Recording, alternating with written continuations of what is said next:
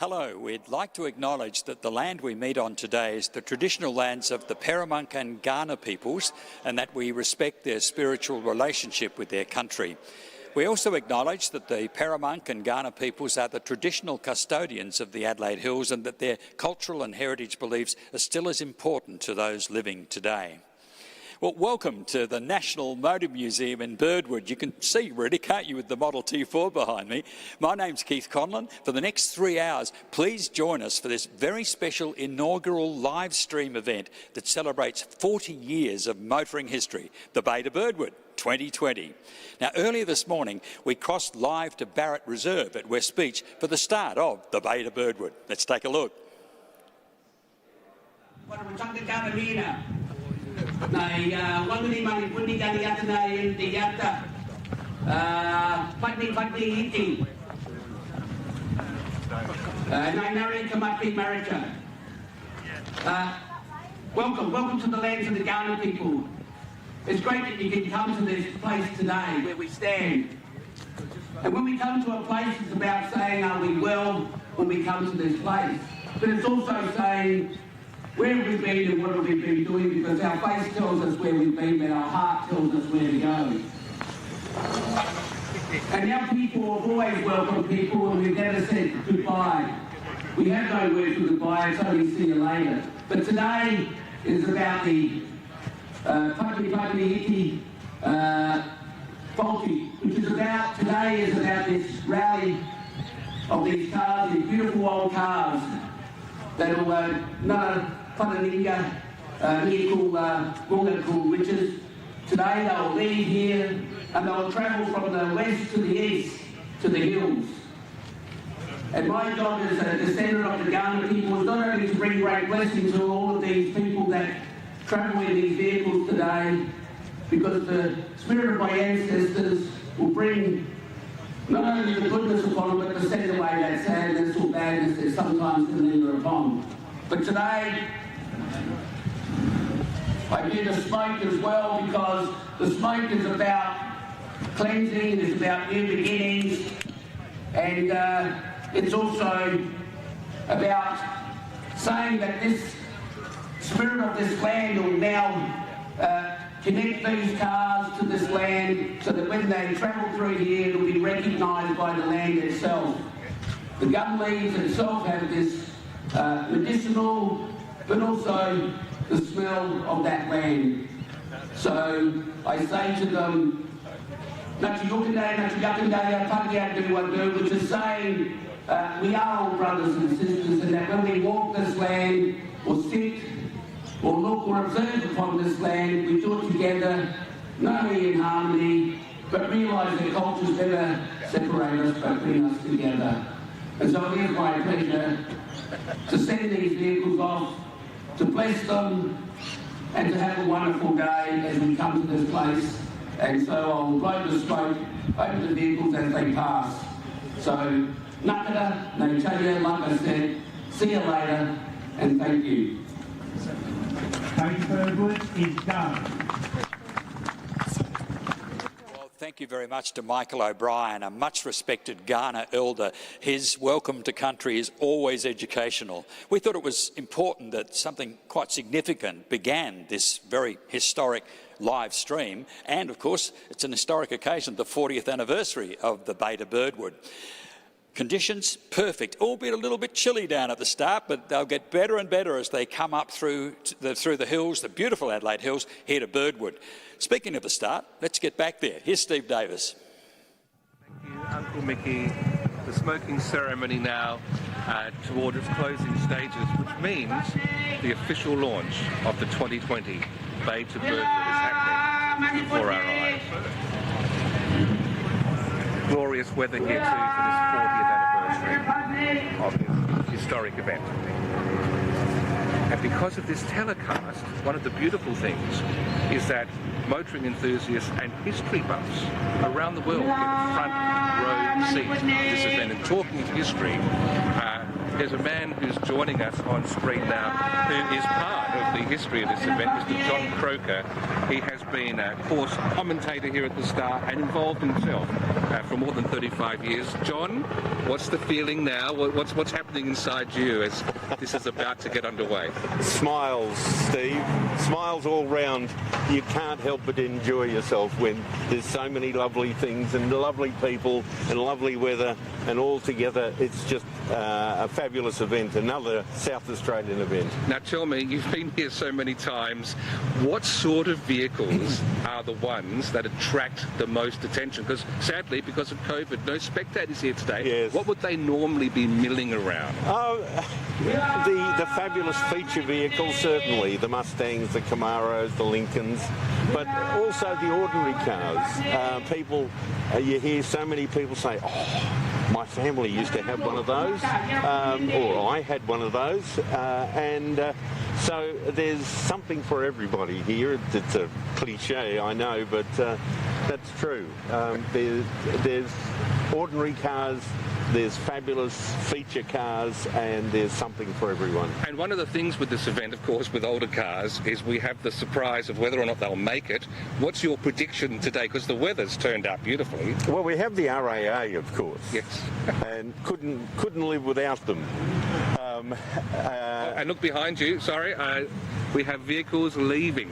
All of a sudden, we have action as the streets now welcome the vehicles of the Bay to Birdwood, and off they go, the constabulary here to patrol. Led off by the RAA, and the car in front is owned by one of the fellows from Shannon, and that's a 1948 Mercury. And you'll be delighted by the horns and the hooters and the different sounds that we get from engine notes. Some are quieter than anything. You'll see things that we'll never see again.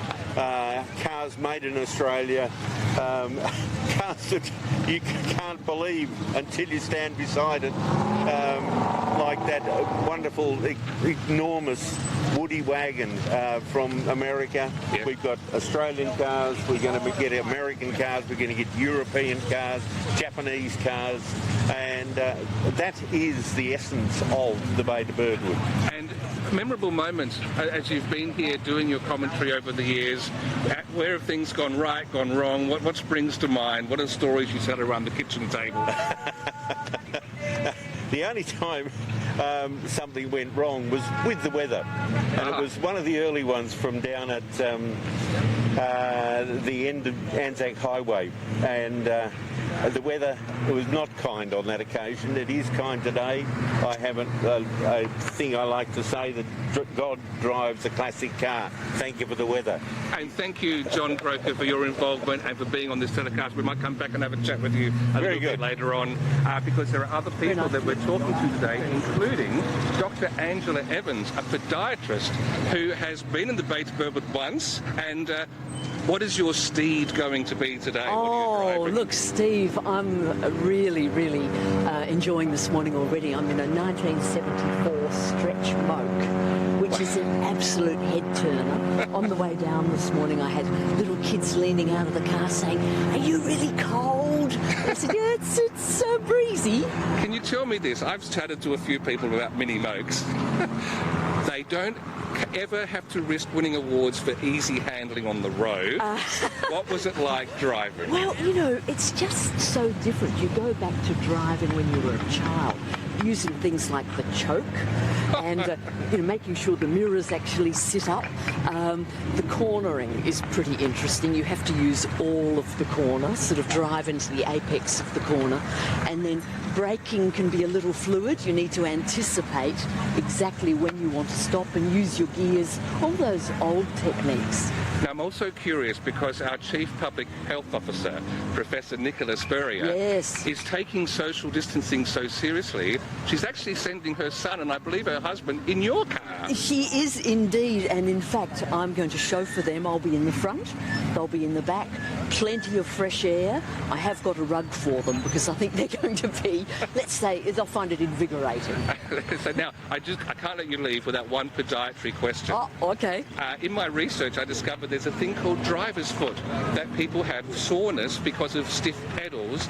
Now, some of these vehicles, that's got to be a case. What would your podiatry advice be to drivers of old vehicles? Well, Steve, I see mainly children, so it's a little out of my zone. They're generally not driving, but, you know, when in doubt, steel cap boots. Protect the feet. And steel cap boots? Yeah. Well, for those really heavy pedals, yes. Well, I have to remember that. And finally, the mini moke or the stretch moke you drive, what colour is it? It's red. It's the fast colour. You'll see it. It really is a really fun vehicle. And this is what a great event. What a fantastic Adelaide South Australian event. And my cousins in the UK are watching it. I've let everyone know. So, yeah, go South Australia. It's fabulous. Yes, well, all the best with your journey. Thank you. Hopefully you successfully make it to the end. I'm looking forward to it, and I need to go and move the moat. Oh, yes, you better. Okay, Thank you. Thanks, Steve. Dr. Angela Evans, podiatrist, who'll be driving, and of course, other doctors have been attracted to this event, including Dr. Toby Coates, who heads up the kidney transplant unit at the Royal Adelaide Hospital. And today, I've been told, Toby, that your bedside manner when people come in for their transplants is to use car love to break the ice. How do those conversations start? Well, that's a good question, actually. It's more when you try to get something that somebody else is interested in, and then if you've got something similar, then you can actually use that. And I often find with men that it's cars are a very good way to connect with people. Cars and football, they're the two sort of things that you can use. And with ladies, it's usually grandchildren and kids and that sort of stuff. So anyway. Well, that's good. Now, talking of cars, what are you driving today? So today we have two cars in today, and my daughter and my son-in-law are taking our Morris Minor, which is a 1959 Morris Minor, beautiful old family car of ours, and that's successfully completed twice now, so it's a good car. And I'm taking the 1927 Standard, which is an open tourer. Was a car that was shipped out as a chassis from the United Kingdom in the mid-20s, in fact 26. And then local coach builders, Duncan and Fraser, built the body. So it's actually an Adelaide car built up on Flinders Street, actually, and it's been here ever since. And tell me, a little birdie has whispered into my ear to say your wife has given this car a nickname. What is it and why? Yes. So this car is referred to as Voldemort. It's referred to as Voldemort from Harry Potter because it's the car the name of the car cannot be spoken in front of her, because I think over the years the amount of time and love and a little bit of money has been put into it. How much money? A little bit. Okay. Just a little bit. And you've taken Voldemort in this event before. Was it a successful outcome? No, it was not. So on his first run, which was before my daughter, we did it up for my daughter getting married. Yes. And so we thought, we'll have a bit of a trial run, at Bay to Birdwood, and it did very well until we got to Gumaraka. And at Gumaraka, we failed to proceed, so we finished it on the back of Dialer Toe, actually, about 3 k's short, which was very disappointing. Well, I want to help you today because my daughters love Harry Potter, and I have an official Harry Potter wand. And what I would like to do on your behalf, Toby, is this, into the camera, expecto automobilis. Yes. So we will see if magic works. Magic will work. By the end of the day. I hope so. I sincerely hope so. Yeah, pretty good. All right. Well, have fun. Oh, actually, one last question. Sure. With this lovely old car, are you tempted to do house calls as a doctor again? Well, I took it to work on Christmas Day last year, actually, and yeah, I did. So yeah, it's a good time to drive into the Royal Adelaide. I could actually get a park. That was nice. So people will identify with, I'm sure. Lovely. All right, all the best, and of course you don't have to wish you luck because we've just done the magic spell. We'll, yeah. All to right. the other end. Thank you very much, Cheerio. Dr. Toby Coates. And John Croker, if I can get you back onto the screen, one thing that struck me as I'm standing here is, you're not meant to like this, but the smell of fumes as those cars go past, is that part of the magic formula? Well, perhaps not. If it was castor oil, a refined oil that used to be used in the likes of the classic motorcycle motorcycles that we see lined up here, Yep. yes, that gets people excited, but just plain straight old carbon dioxide fumes, maybe not. Now, as you've been watching while I've been talking to other people, what's caught your eye that's been going past? The variety. I always love the variety, Steve. We've got everything from Rolls-Royce to Minis to ordinary Australian family cars, Falcons, Holden Kingswoods. You'll never see a variety like this in an event like this anywhere in the world. If you went to America, it'd be all American cars. Right. There'd be no European, there'd be no Japanese cars. If you went to Japan, you'd be struggling to find any American cars. So we have the best of the world, something from every part of the world. And we take it for granted. Australia has had so many car makes sold here in Australia over a relatively short period of time and this is the pick of the bunch. And we're doing everything from the beginning, the first veterans and vintages up to the classic cars. All right, and talking of classics, there is the classic gentleman who has just wandered over towards me to have a chat. And when I say classic, he is the chair of the Bay to Birdwood, Mr. Michael Neal. Hey Steve, how are you? We meet again at another Bay to Birdwood. It is fantastic to see you. Thank you so much for all your support. I've got to ask a question. Yep. Because of COVID, no spectators here. No, you always press the flesh and you mingle. What? How are you? Oh, yes, there we go. I'm pressing the elbows. How have you adjusted? What do you think the fact that we're creating this visual time capsule, we've got this beautiful weather, will that compensate? Do you know what? Have a look at the smile on people's faces. Yep. You know, this is one of the world's great historic motoring events, and it's on. And people have got their vehicles out. They're telling their stories. They're sharing their passion with the world, thanks to the live stream. You know, and I think that's a great thing. What are you driving today? I believe you've got a few cars to choose from. Is the Willis there? No.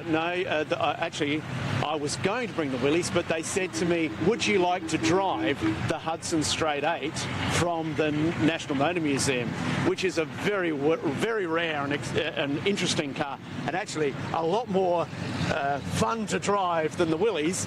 So I said, yeah, okay. So I'm driving this beautiful car thanks to the National Motor Museum. You must be nervous enough to be driving that car, but you also have precious cargo on board. Do you know, it's always nice to have a VIP sitting next to me here. And can we say who that is? Well, I don't know. Yes, we can. Oh, we can? I believe it's Professor Nicola Spurrier, so you take very good care of her because we all rely on her. I will, and you know, I understand the enormity of the task in front of me. Now, talking of which, the Shannon's vehicle went past before. You must be so proud to have Shannon's Insurance as great sponsors. They've been a wonderful partner of working with us for a long time, and it's always a delight and a pleasure to be working with Shannon's here. And tell me, the charity that we're supporting this year, the Royal Flying Doctor Service. Yes. What are we hoping to achieve for them? Well, I hope we raise some money, and we'll be giving them some money tomorrow, hopefully, a big cheque. I actually think there's a great synergy between the Royal Flying Doctor Service and the Bay to Birdwood. You know, historic motoring and the Flying Doctors, we both sort of helped to open up Australia, and you know, when the car came, when the Flying Doctor came, it meant that we could go deeper into our country, so there's a great synergy. Talking of going deeper, a tip for next year with the Royal Flying Doctor Service, could they take off in one of their restored Havillands here and land at Birdwood? Hey, you need to talk to them about that. All right.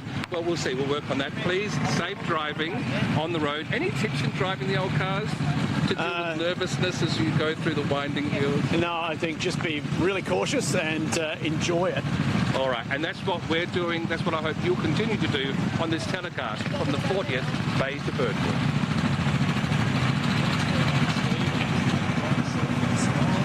My pleasure. That was right.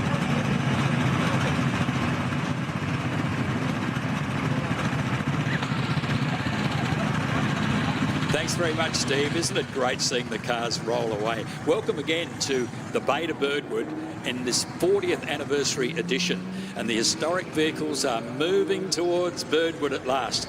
It's marvellous that this event even got underway, isn't it, really, in these troubled times. It's very different this year. You might even be able to see it from the pictures from Barrett Reserve. No people, no crowds around today. Very different conditions. The people weren't able to get out of their vehicles unless they really had to. And then along the way, well, we haven't encouraged people to line the route and so on. I'm sure a few people will pop out, but that's what this live streaming event is about. You can see it at home today. Now, what are we going to do? Well, we're going to try some new technology. In some of those vehicles is a totally new piece of equipment for us.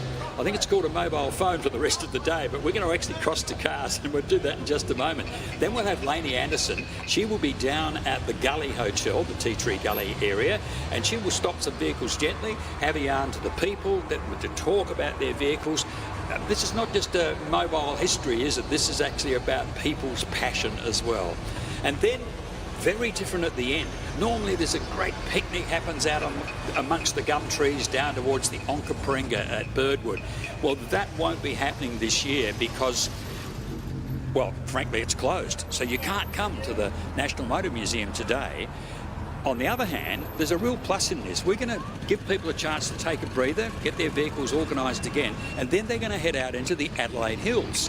Now, the Adelaide Hills, what a wonderful time to be doing that. Springtime in the hills, the produce is there, the buds are blooming. Food and wine has just taken off in the hills. You could be up here for a month and be having a feed at a different spot. As well as that, of course, there's nature, there's heritage, one of my great loves. That's basically, we're really here at the Birdwood Mill, aren't we, from the 1850s. Now, in a moment, we'll be crossing back. We're going to try it. Oh, I should mention social media. All of this is happening, and it'd be great if we get your responses. What are you seeing? What do you want to hear about? Any comments? Where are you? Of course, this is going internationally. Some people from England, they couldn't make it, so we hope that they're watching the live streaming. So just hashtag on any of the social media. We've got Vivian watching everything. Just hashtag Bay to Birdwood 2020. Hashtag Bay to Birdwood 2020. Now, any moment now, I reckon I'll get permission and we're going to try our first technological feat for the day as there's a lovely Jag coming through right now, isn't it, I think? Because we're going to be crossing to an E-type Jag, to someone who's very familiar with the Bay to Birdwood. What have we got coming through there? We're out on Anzac Highway already. We're there already. Oh, well, we're going to have cameras moving back and forth, and we're going to pick up. So some of the vehicles you might see twice. I just saw a nice G go past, an MG. So we'll get the flavour of what it was like to be sitting on Anzac Highway without doing it exactly. We're doing it for you. And by the way, this is a delayed telecast tonight as well, 7 till 10 on Channel 44 in Adelaide, and a later broadcast in Melbourne as well. So I'm just waiting for my permission to get rolling and talk to Jane Riley, who ought to be with us sometime soon. Okay. Lauren Hillman's our executive producer, by the way, and I think the director might want to talk to her, so you might nick around the back there. I'll just start to look at some of the vehicles as they go past with the help of one of the people up here, one of the regulars up here. Mark is standing by, and at the moment they're in between vehicles. So this is live television. This is the way it's going to be all day. Here they come again, streaming along the Anzac Highway. Hundreds and hundreds of vehicles, and slightly different this year too, because the people who are close to the event will know that it started as the Bay to Birdwood Run 40 years ago, and that was all about what we would, as lay people, talk about vintage cars, really early cars, and then not too many years in, the Bay to Birdwood Classic began, and that was for later vehicles. It allowed for people who've perhaps loved their dad's car or bought something like an FJ or something that it really has become very special in Australian motoring.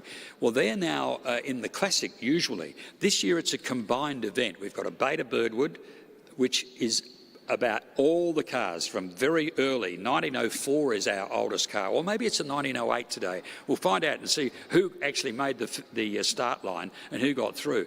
Was that a Penny Farthing that just went through a shot? I reckon he snuck it along the track.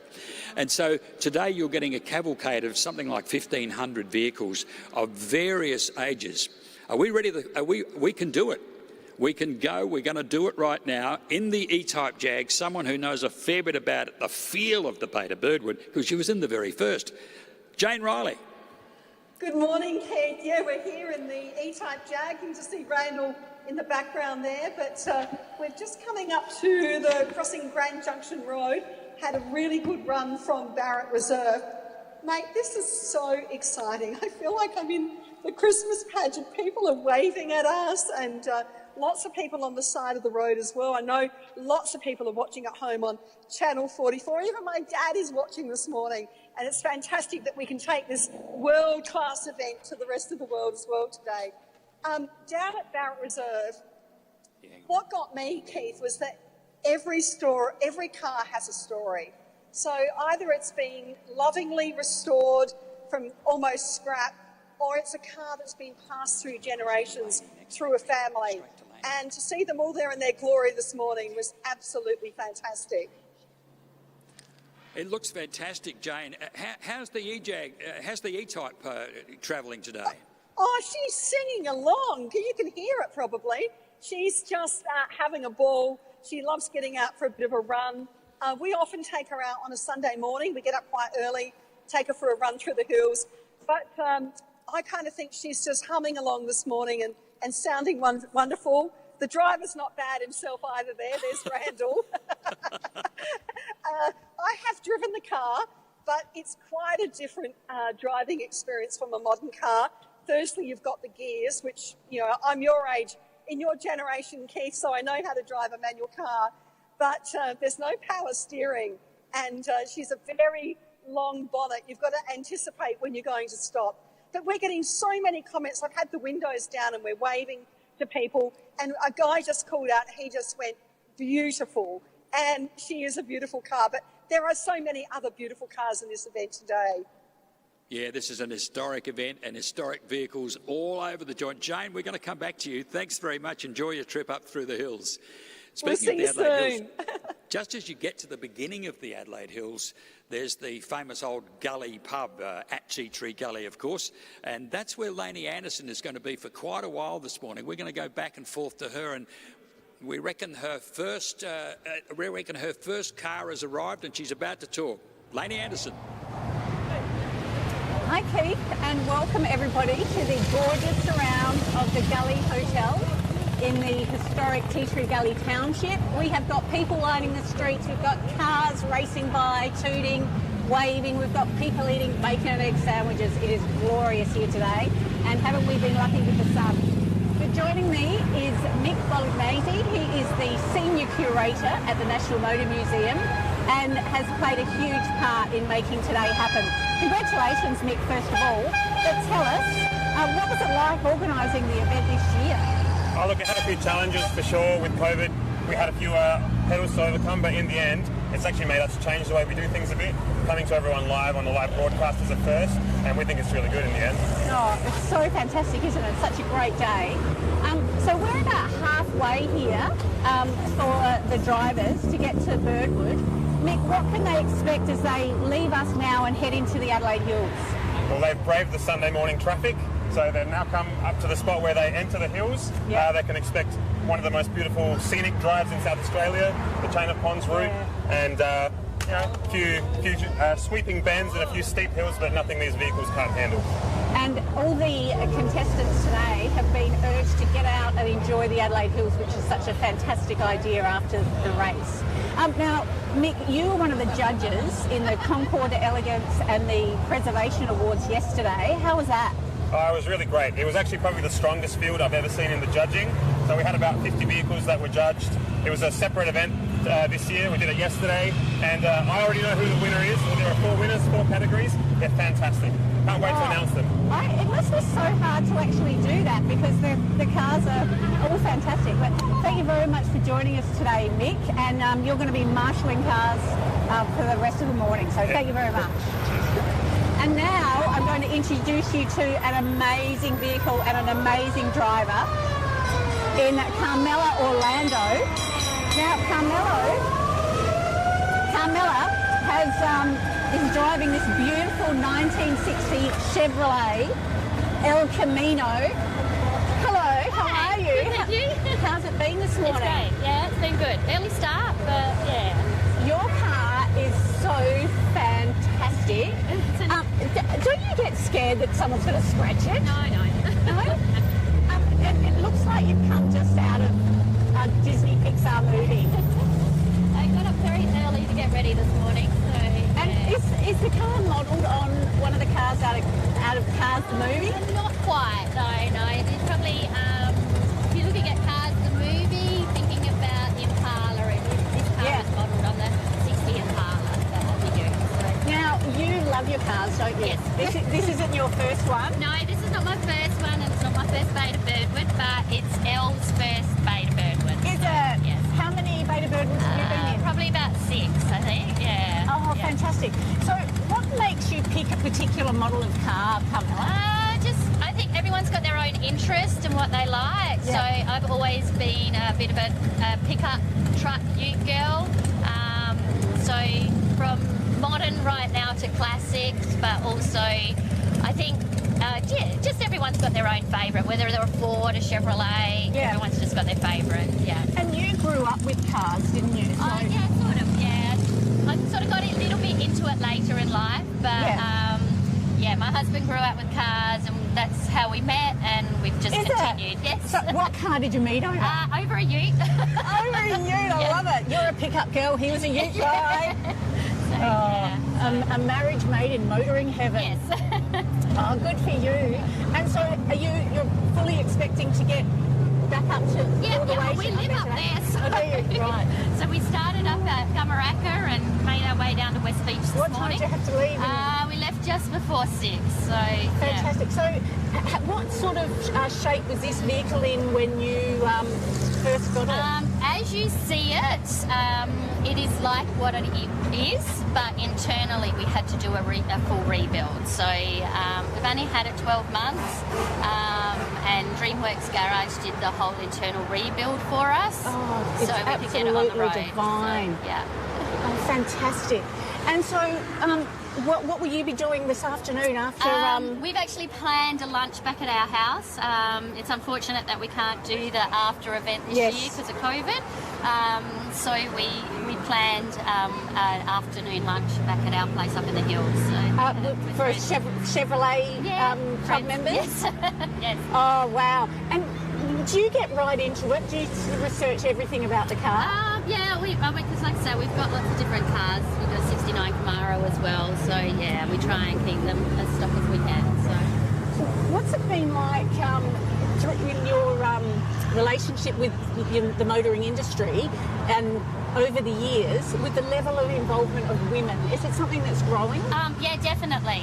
Seeing a lot more women driving and owning and doing up their own cars, mechanics as well, and I think a lot stems from probably bringing up in the family too. Yeah. So yeah, a lot more now, and I think a lot more accepted than what it was. So. And obviously the guys don't mind. No, the guys don't mind.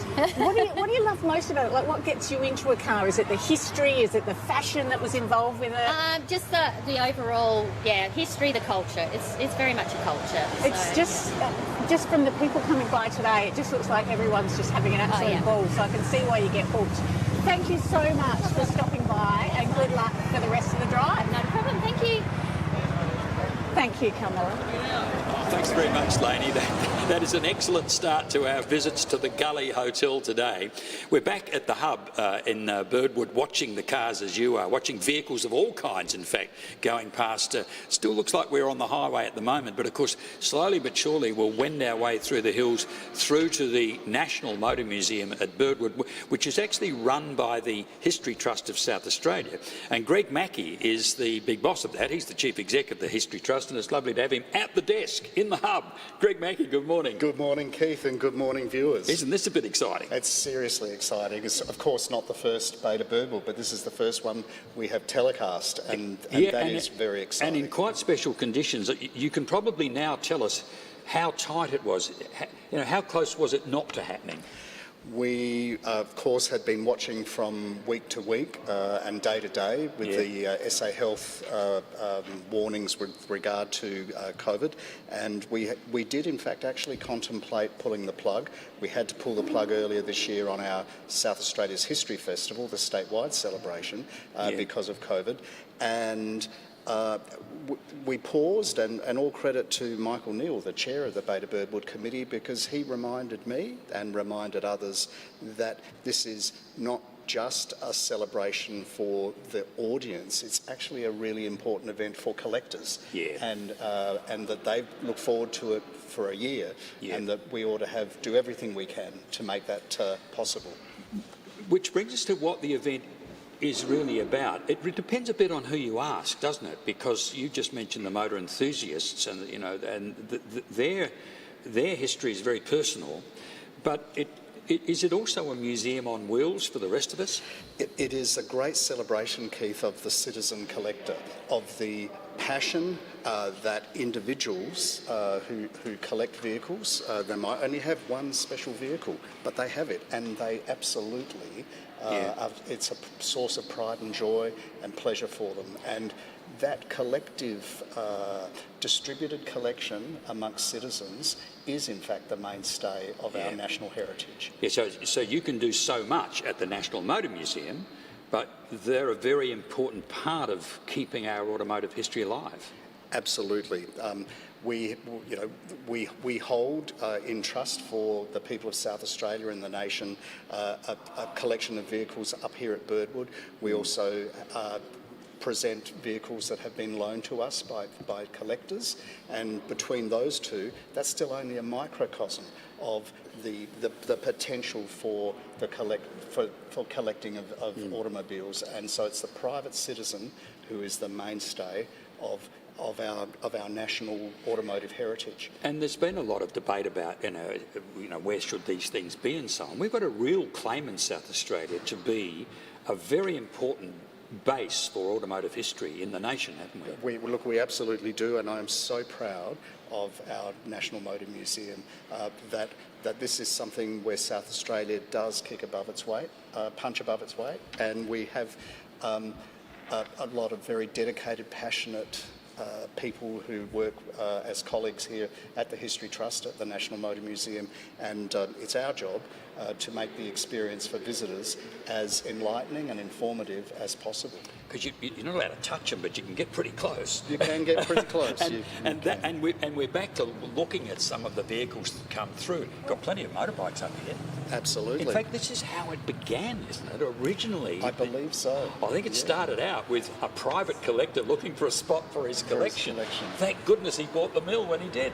Absolutely. And so it builds from there to the point now where there's so many personal stories up here. I think a good exhibition or a good museum evokes people's stories. I was reminded just preparing for this event of the closeness of it to the Conlon family. My dad worked at Richard's Motor Factory at Mile End, and he worked at Holden's at Woodville before it moved to Elizabeth's. So there are cars up here that he helped put together. And there'll be people who will tell those sort of stories, or where they went in that particular vehicle, or how important it was to them. That's absolutely correct. And you don't have to scratch too far back into most South Australians' families' history to find somebody who worked at Holden, or who worked at Chrysler, or Mitsubishi. These are fundamental, foundational industries in South Australia. We're being reminded of that this is another first here at the 40th anniversary. Beta Birdwood has actually got vehicles from not so long ago. You don't have to go back to before the Second War to see, or much more than that today, because we're seeing some Valiants that are made down at Mitsubishi. That's correct. And so on. We're getting that sense again of the motor industry here. Into the 80s. Yes. Yeah, exactly. Yes. So here we are, back in the Motor Museum, where really this is where the story began, I suppose, and it was one of the factors that got the whole Beta Birdwood off the ground. There was somewhere to go. There was a finish. That's right. Of course, originally the Beta Birdwood started at Glenelg, and it grew so much that we moved to Barrett Reserve at West Beach for the starting point. And in fact, I read in the history that at one stage, you know, given that this was partly inspired by the London to Brighton run, maybe we could start in Brighton, but they couldn't find enough room. Couldn't get enough room for the cars. Be a traffic jam of all proportions. Yeah. Well, it's terrific to have you with us. I know you're going to be around just sensing it as people start to arrive and so on. So it's lovely to have him with us. Greg Mackey is the director of the History Trust of South Australia, an organisation that I love with a passion close to lust, they reckon. But it's really one of the important jobs that you do. Thanks very much, Greg. Thank you, Keith. Now, great pleasure. I should have mentioned, by the way, we'll talk more about this, but a very important partner to today is our charity partner, the Royal Flying Doctor Service, and we'll celebrate their involvement. We hope you'll be donating to it as we move along today in this live stream event. Now, normally, in fact, I reckon you haven't been a governor in South Australia if you haven't had something to do with the Beta Birdwood, and indeed we'll come to that. Our current governor has something to do with it, and on Monday, would you believe? But the other one who's always involved is the Premier, unless he or she happens to be overseas somewhere. Our Premier can't be with us here today, but of course Stephen Marshall has put down something for us. So let's get a special message from the Premier.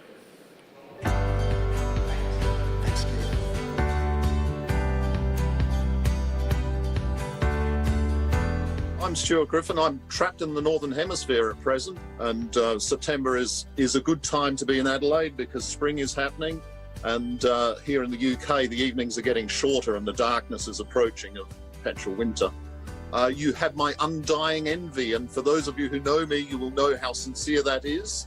I hope you have a terrific day. I realise some of the planning that has gone on has had to compromise some of the major parts of the day. I'm sure there'll be other compensations, and I hope you have a terrific time. My name's Tracy Greaves. I'm a Chief Commercial Officer at Birdwood. I've been here for 12 years. For those of you who don't know Birdwood, it is an incredible 12,000 acre English estate set in the heart of West Sussex. Obviously, firstly, massively good luck with the event. I'm super exciting to see that that more is being done in that space than previously thought of because of COVID. And I'm super excited to see the results at the end of it, because I think it'll be a surprise to us all. You know, it sounds to me like it's all come together just brilliantly, and it'll be fantastic to see the Adelaide community get really behind it, given that it's probably one of the few events that's going to happen. I wish I had your weather, so yeah, I'd love to come out there, but really every success with it, and I can't wait to visit you, hopefully next year. The Beta Birdwood holds a very special place in Australia's historic vehicle movement. It's more than just an event, but is indicative of that typical Aussie approach to taking the best parts of something and reinventing them. Within the Beta Birdwood, you can see aspects of a London to Brighton event, the Woodwood Super Cruise. There are aspects of the major concourses such as Pebble Beach, and even at the end of the event, it's very much in the flavour of the Goodwood Revival. On behalf of the rest of Australia and those of us who are unable to actually participate due to the current circumstances, I wish the National Motor Museum and the Beta Birdwood the very best of fortune for what I am sure will be a fitting celebration and an outstanding success. Hi, Bob Jones, Melbourne. Sorry I can't make it to the rally this year. Very disappointing. Been over there several times and enjoyed every day of it. But here's the car I was going to bring, 1935 Lincoln LeBaron Coupe. Only done 33,000 miles from new and it's in original condition. Thank you. Hope you enjoy the day. We've always had a few cars. They're all special. The T-Bird. Oh, that's mine. The Combi for when we want to get away. The XR8. It's going to be a classic. They're all insured with Shannon's. We've also got Shannon's Home and Contents cover, which helps protect our automotive collectibles, tools and memorabilia in the home and garage. If you're motoring enthusiasts like us, it's got to be Shannon's. Shannon's. Insurance for motoring enthusiasts. Call 13 46 46 for a quote.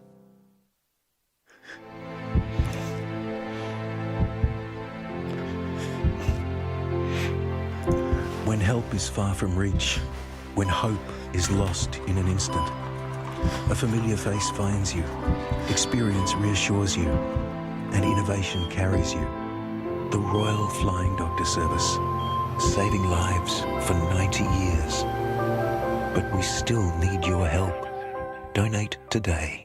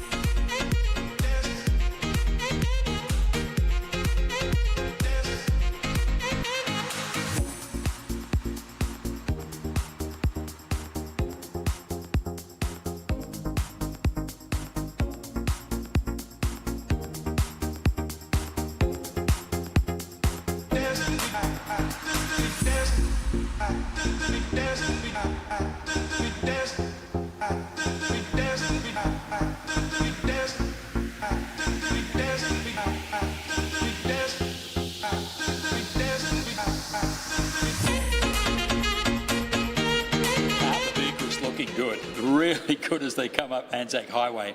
I'm sure they are making Michelle Toft feel very, very happy again, because Michelle's back in her old workplace. She was part of the National Trust, the History Trust, I should say, and the National Motor Museum.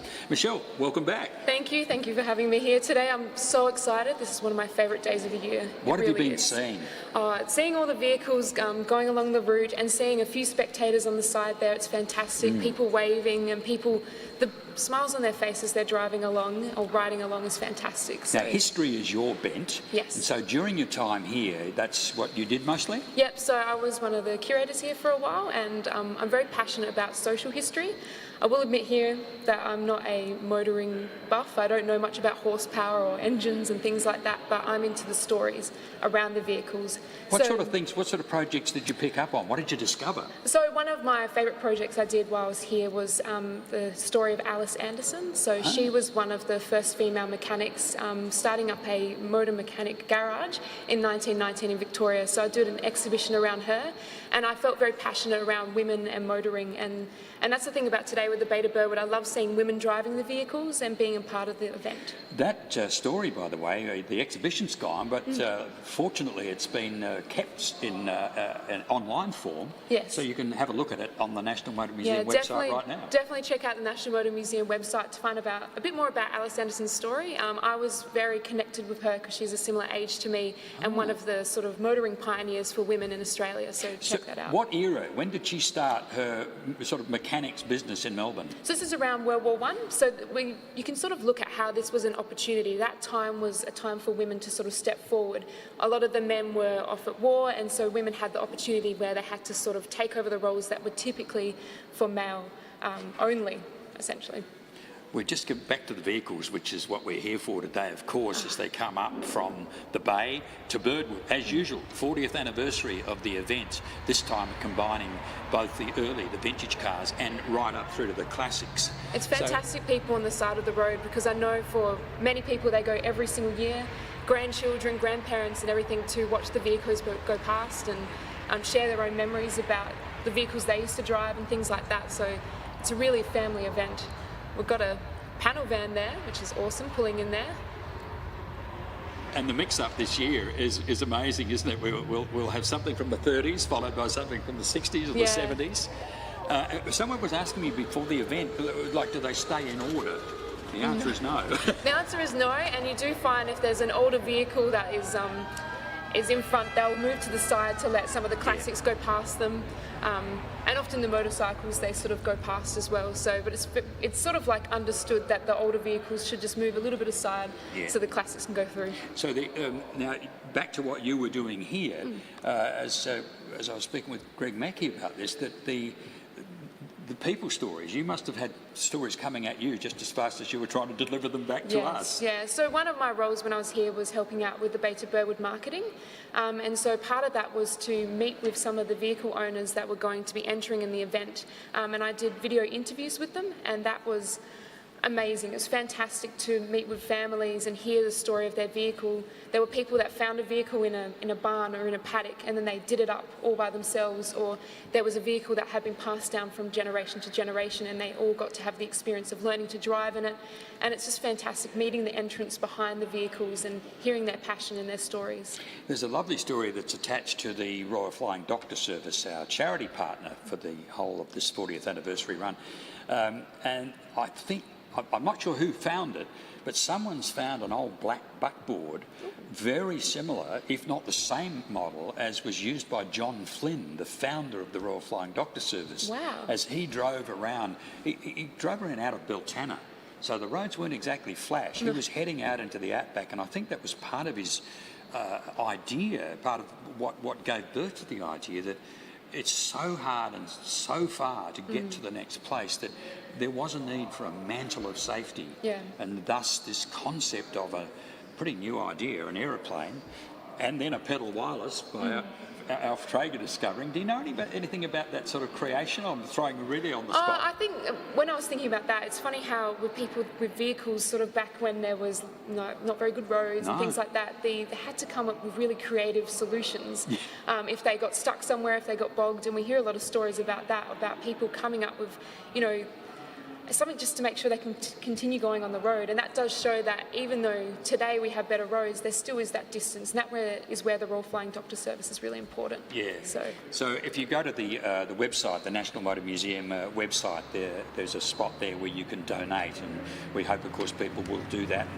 And, by way of saying thanks to all the people who make this happen, particularly the people in their vehicles, which is where you come in. Yeah. So I think it's fantastic that this year $5 of each entry fee for being a vehicle entrant is going towards the Royal Flying Doctor Service. It's a really good cause, and I'm excited that that's happening this year. Yeah. Now, what do you do now? You left the automotive thing. You're still doing history? I'm still doing history. So I'm the historical and cultural officer at the City of Burnside.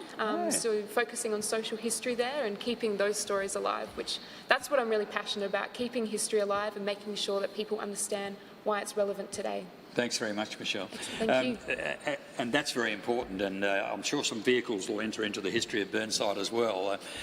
We're going to try now to get to Toby Coates. Now, Dr. Toby Coates, no, not Toby Coates, where are we going? Oh, good. I should have apologised earlier because we couldn't get the Premier. We just couldn't get him to air quite so quickly. So now, this time, the Premier would normally be at the start. We couldn't do that this year, but here's the Premier with a special message.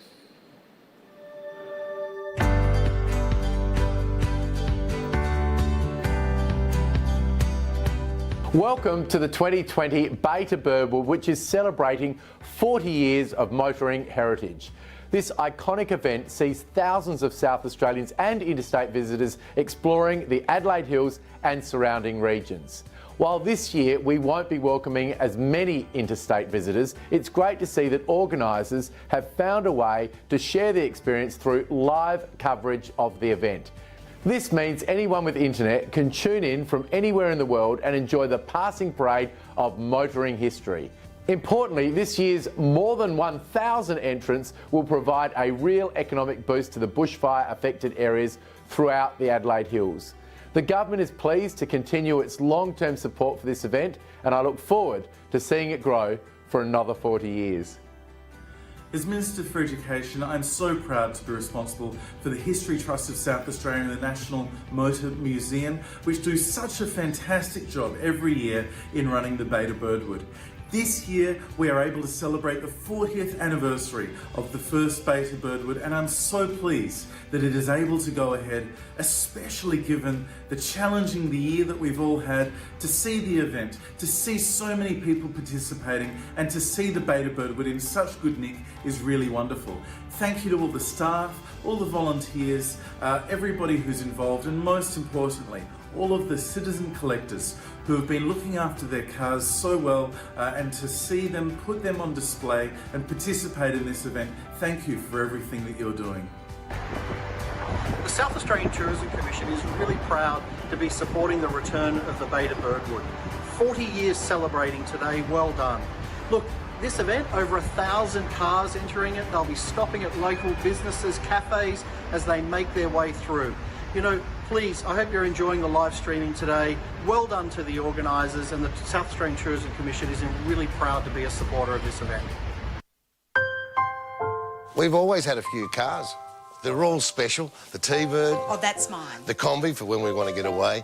The XR8. It's going to be a classic. They're all insured with Shannon's, We've also got Shannon's home and contents cover. which helps protect our automotive collectibles, tools and memorabilia in the home and garage. If you're motoring enthusiasts like us, it's got to be Shannon's. Shannon's, insurance for motoring enthusiasts. Call 13 46 46 for a quote.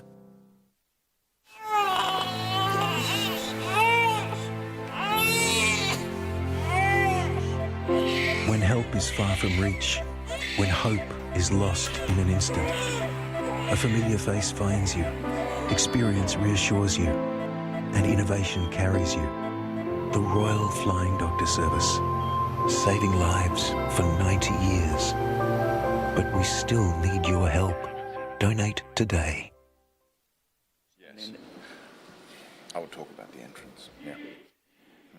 We're watching the vehicles coming through, and in the hub, as we're now calling it, at the National Motor Museum, the director of the National Motor Museum, Paul Rees, joins me. Hey, Paul. Hey, Keith.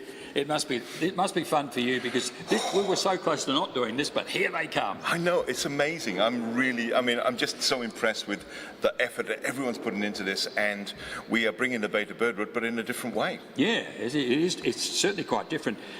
Economically, how has the Bay to Birdwood evolved? How does it work? Well, how it works is it's all the entrants. You know, it's the participants, all those people in those vehicles that you see have subscribed to the event. They're dying to get into it. At the beginning of the year, we had 1,650 entrants. Now, COVID hit, and so we're proud to have about 1,230 out there today, and I think that's a good shake. We lost about 250 interstaters. So a lot of Melbourneites would love to be here. I think so, yeah. We saw a few of them giving us some lovely messages saying, "Wish we were there," and we wish they were here too. And I do have a lot of sympathy for what's going on with Victoria there. Yeah. It's been hit home quite a bit. There's a little bit of good news starting to happen. And while we're enjoying ourselves today, we're realising that some aren't. But hey, it's great to be doing something, isn't it, Keith? It is, and streaming means that we're hoping that some of the Singapore entrants might even be looking. I hope so. They were going to come this year, and unfortunately that got shelved. But yes, they'll be back. So yes, economically, it's supported by the participants. It's a historic vehicle movement show in a way, and it shows how impressive it is that all these vehicles are owned by these citizen collectors. And I've always, as the Motor Museum director, I've always considered the Bay to Birdwood a one-day loan. You know, a one-day loan from the community, and we open our grounds, and they all come up, and they're very impressive. So it's a museum inside out for the day. It is indeed. Yeah, that's a nice way of looking at it. And of course, today they won't be hanging around for long, as we see a couple of the cars starting to come through. Motorbikes as well. In fact, all sorts of vehicles. Absolutely, yeah. Also, I mean, haven't seen trucks. a fire truck yet. Last year we had a whole load of army vehicles as well. One thing, Keith, is that when economically we wouldn't be able to do this without our sponsors, and that's Shannon's is our major sponsor, the South Australian Tourism Commission, the advertiser this year have come in, and they've got a massive, a brilliant team who've been behind us and helping getting the messages out, as well as the messages plus mixed in with the stories, and that's a really clever way of doing things. They found a clever way of doing it, but also at the same time saying we're doing this thing. Antique tyres, auto transformers, East Side Automotive. There's a whole list of them who get behind us in many ways to help the event get ahead. To help a vehicle like this one come through. Absolutely. Look at that. Yeah. That's now the sponsors are really important to you, and so is our charity partner this year, as I've mentioned. Yeah, the Royal Flying Doctor Service, and I think I've been watching a few of those ads. They're tearjerkers, aren't they? Yeah. They certainly get you. Well, they don't want to get the heart racing, but we don't want the Flying Doctor. Look, my mum was born in Australia, but I grew up in Wales, and I grew up with stories of the Royal Flying Doctor Service. So this charity partnership this year really really hits home for me because it sort of brings a bit of a boyhood dream of I used to imagine the Royal Flying Doctor Service and the services they did when I was thinking about what it would be like to be in Australia. So Royal Flying Doctor Service, love them. You're not just in Australia, you're at Birdwood, you're about to go out and with a big smile on your face and start welcoming vehicles. Paul Rees, fantastic. It's great working with you, and good luck for the rest of the day. Good on you, Keith. We're going to go and visit now in fact two of the people who are in the vehicles at the moment. Toby Coates is well known as a kidney surgeon. He's a kidney transplant specialist at the Royal Adelaide Hospital. Lovely fella. He has a car that is known in the family as Voldemort. It's the car that shall not be named. We'll also catch up with Camilla and her El Camino.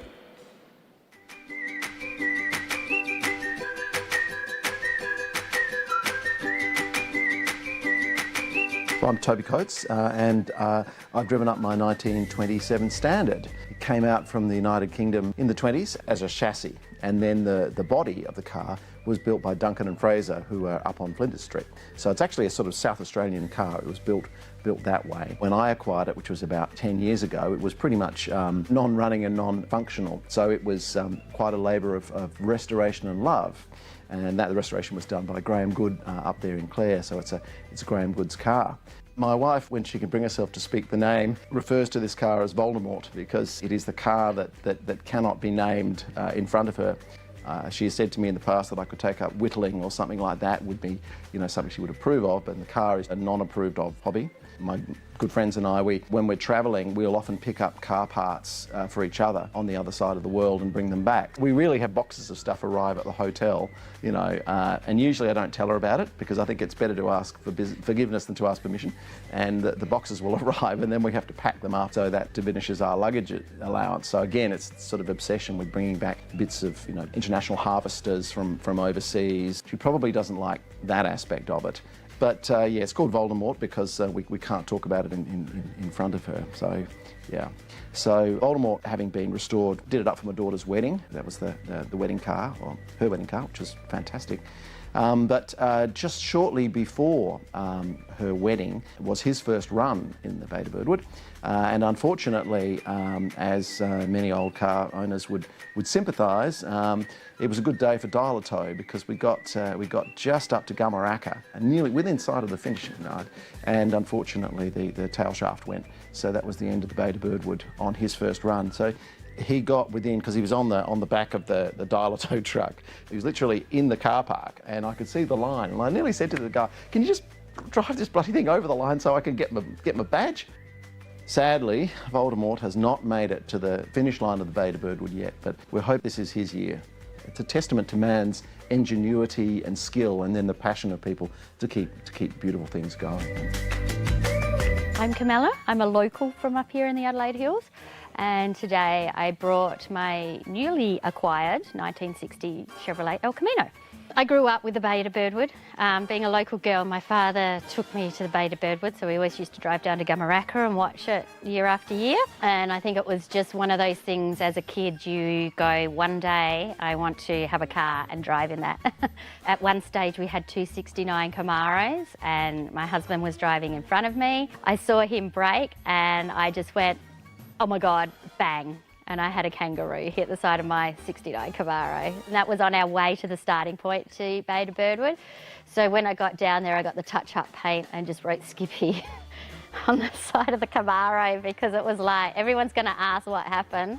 It was probably the best memory, but the worst one. I think nowadays there is more females in looking at cars, whether it's because of their fathers or brothers or whatever. It's probably more accepted than when I first started out. It was a little bit, you had to sort of define that you were a female car owner, and it might have been just in the way cosmetics of the car. I mean, even in my El Camino, I've sort of put that pink number plate just to say, hey, this is actually a female-owned car. We're members of the Chevrolet Performance Association of SA, and my husband and I also head up the South Australian Camaro Comrades of SA. It is very much a culture, and we've done things over in America as well, and travelled Route 66. So it's that whole history of motoring industry, not just here in Australia, but overseas as well, where these cars have come from.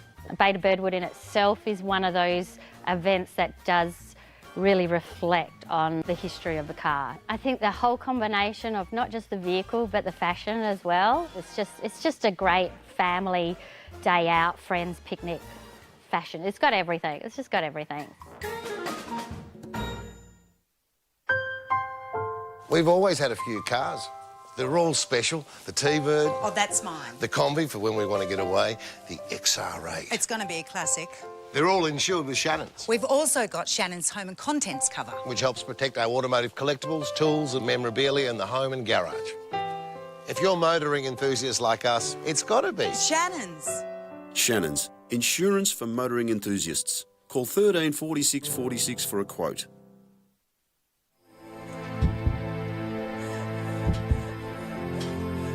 When help is far from reach, when hope is lost in an instant, a familiar face finds you, experience reassures you, and innovation carries you. The Royal Flying Doctor Service, saving lives for 90 years, but we still need your help. Donate today. Live streaming event, the Beta Birdwood 2020. It's the 40th anniversary event. Paul Rees is with me. He's the director of the National Motor Museum, where of course it's always completed. Now we're going back to one of the vehicles. Heather Kroll's the director of the Adelaide Fringe, and she's out there somewhere. Hello. Hello, Heather. Hello. We're hearing you. We're not seeing you yet. So, yes, there you are. Where are you? Can you see us? Yeah, we got you. Oh, great. We're coming live to you from Volvo, 1974, beautiful 164 TE. You can only see us here, so we've got the kids in the back here. Are we there yet? Are we there yet? It's like being in the wacky races round here. We've got, we're eating ice bobos in the Volvo. And, yeah. Well, people are on the side of the street, not as many as usual, because I think because of the COVID rules, but it's great seeing everyone waving at us. Yep. Now, what have you seen along the way? You mentioned there are a few on the side of the road. There's a minor 1,000 gone past 1,100. Yep. What have we got? There's beautiful things. There's a DeVille coming up here. We've seen anthill mob cars. We've seen, oh gosh, Toad of Toad Hall just went by. Heather, you managed to fit the Fringe in. I mean, it was suddenly the world changed within about 24 hours of the last event, didn't it? Very lucky we got in. The rules of 500 as a limit were introduced on the Monday and we finished on the Sunday. So look, we were very lucky we scraped in, and it's so great to see that the Beta Birdwood was able to happen. Even there was a bit of, I'm sure there was a moment there when they weren't sure, and it's just great that they could finally, to do it and to work out how to do it in the rules. Thanks very much. And we're getting ready to do Fringe 21 as well, and working really closely with SA Health and the government, and look, everyone's beeping and waving. Hello. Yeah. Yeah, so it's great. Look, it's wonderful that we're able to run events, and this one is going super well. Everyone's just having such a great day.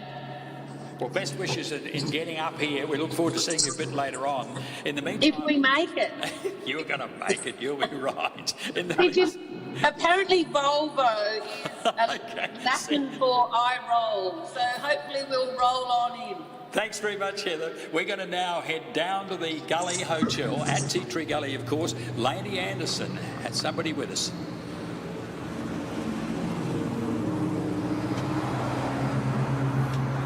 Lainey, we're waiting for you. Here she is, Lainey Anderson. Hi, thanks Keith, and welcome back to the Gully Hotel and these amazing cars all coming through. It's making me wish that I'd kept my Datsun 240K, I tell you what, from the 1980s.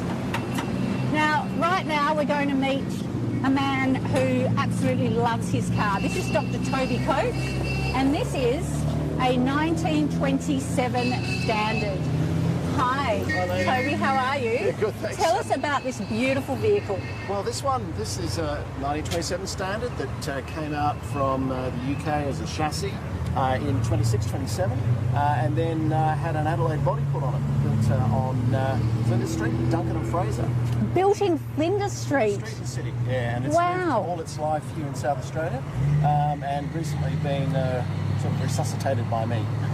I presume a car like this sort of owns you as much as you own it. How did it come into your possession? Well, it sort of came in through the family. Got a direct connection through some of my in-laws, and he had it. My sister's husband's father had it, and then I had an opportunity to pick it up because I thought, you're going to do these things when you're young enough to be able to do them. Yeah. Start in the 60s, so it's much better starting. Was it in good nick? No, it was dreadful actually. So okay. It was a bucket of rusted parts that sort of ran, but really needed a complete bare metal restoration all the way up. And that was done in Clare, which was interesting because the car originally went from Adelaide up to Clare and lived on a farm for a while, and then was resuscitated by Graham Good, and his classic car restoration is up there in Clare, and that's where it was all done. I've heard about them. They're obviously amazing. Look at this job. It just must be such a joy to drive this car. Graham is a real craftsman, and nothing he loves more than these wooden bodied cars. This is a complete wooden body with obviously with a metal shell around the frame. Now, I believe you've had to travel parts of the world to find bits of this car. What's the craziest place you found a piece in? The craziest place that we got a bit of it is the rear differential. So this car runs a worm drive, or a worm is what's in the rear diff, and the original one on this was completely ruined and wasn't actually functional. So we were potentially looking at having to have some gears actually made, to cut the gears to create our own world supply of 1927 Standard worm drives. Wow. But that was going to be quite expensive. But then a very good friend of mine, who's an orthopaedic surgeon in Wales, he went to the Bewley Auto Jumble and was talked to a bloke, and said, I think there's one of your cars in a pond in Somerset. You could ring so-and-so and go down there. And so that's exactly what he did. He went down there, drove himself down to Somerset, found this car that had been in a pond for the last 20 years, which was, in fact, an Australian Standard. For some reason, it migrated back to the United States. How that happened, anyway. And he pulled the rear diff out, and we bought it for £100. And then it came out in Stewart's hand luggage. Somehow, Singapore Airlines allowed him to bring this thing back. It must have looked like part of a bomb or something like that. We got it back and opened it up, and the worm drive that had been underwater for like 20 years, encased in their very big engine oil that they use for this. It was perfect. So it's been slotted in the back here. So it was how fantastic. $5,000 to grind the wheel, to grind the worm, or £100. So it was £100 well spent. Toby, that's so brilliant. It's crazy, isn't it? Hey, now listen, last time your Standard made it into the Bay of Birdwood, you didn't quite get to the finish line. Are you going to get there today? Look, I'm still 85%, maybe 87% confident now. But 87, that's yeah, nice. It's gone up a little bit because the temperature's actually pretty good, right? Just above the bottom circle there. So we haven't boiled yet, whereas the last time we boiled 4 times before we got to this point. So we're actually doing all right. That was Toby looking at the temperature gauge, which is right at the front of the vehicle. You can actually see it. You can see the mercury. Come around this side. See the red line? That's beautiful. Isn't it? Yeah. Simple stuff, but it works. Well, thank you so much for joining us today, Toby. Thank you, lady. And good luck getting to the end. I hope you make it. And now it's time to meet some of the other fabulous citizen collectors of the Bay of Birdwood.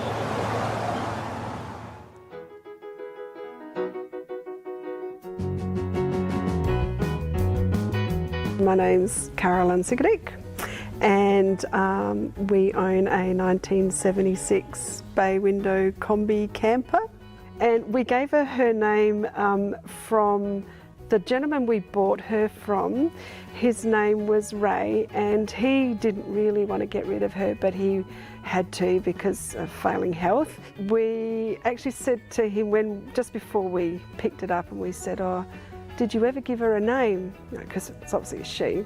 And he said, "No, I never did give her a name." And my husband and I looked at each other and we both said at exactly the same time, "It's Raylene." Combis have been in our family for as long as I can remember. My dad has always had one. It's just been one of those things that we've grown up with, you know, as a family when we were kids growing up. Our first Beta Birdwood was 2 years ago, which was so much fun. Along with my dad, he's had his Combi right from as long as I can remember. And I remember, as far as the Beta Birdwoods go, that we would often sit in front of the TV and watch it. And it wasn't actually until that we bought our own then we thought, you know, we could actually go in this. This would be fun. And so we did that, and then we've got friends who have got other cars that have gone in as well. So we sort of make it a group thing. It allows you to, for a brief moment, live in those times where, you know, we wouldn't remember them, but when they're talking about, you know, your grandparents had one of those cars, and I remember we went to this place in one of those and it broke down, or, you know, it's all those funny stories and brings all those memories back, and you get talking to everybody, and I just think it's that sense of community, and everyone has so much fun. The people who are standing on the side of the road watching you drive by, and they see the Combis, and, you know, they do this and they ask you to beep your horn, and so, you know, it's great. Jack Milster from Birdwood. Live out on a farm. I've got a 1924 Indian motorbike. They call it a small chief. It's 1000cc, but a good old bike. I always wondered whether the old thing would last the thing, but my grandson and my son says that as soon as I get out on the road, it's like the world's fastest Indian. They can't catch me. Very worthwhile to be in it. Wondering whether I would make it with my old bike, but because it hadn't been ridden for such a long time. But a different one said, don't shine her up too much, leave her like she's just come out the chook house. So I've done that. It's well, I certainly love the Beta Birdwood run locally here, and to go down and just see all the old bikes and chat to people, and I'm well known in the district, and I enjoy the kids, the little kids, and, you know, they the joy on parents, and you see grandparents there with their grandkids, and I'm sure they're saying, oh, I used to have one of them, you know, oh, here comes an old Indian, and look, that's a great thing. Riding in the Beta Bird was a marvellous thing, and the route is great. Just meeting up with old blokes, there's quite a number of old Indian motorbikes here in Birdwood.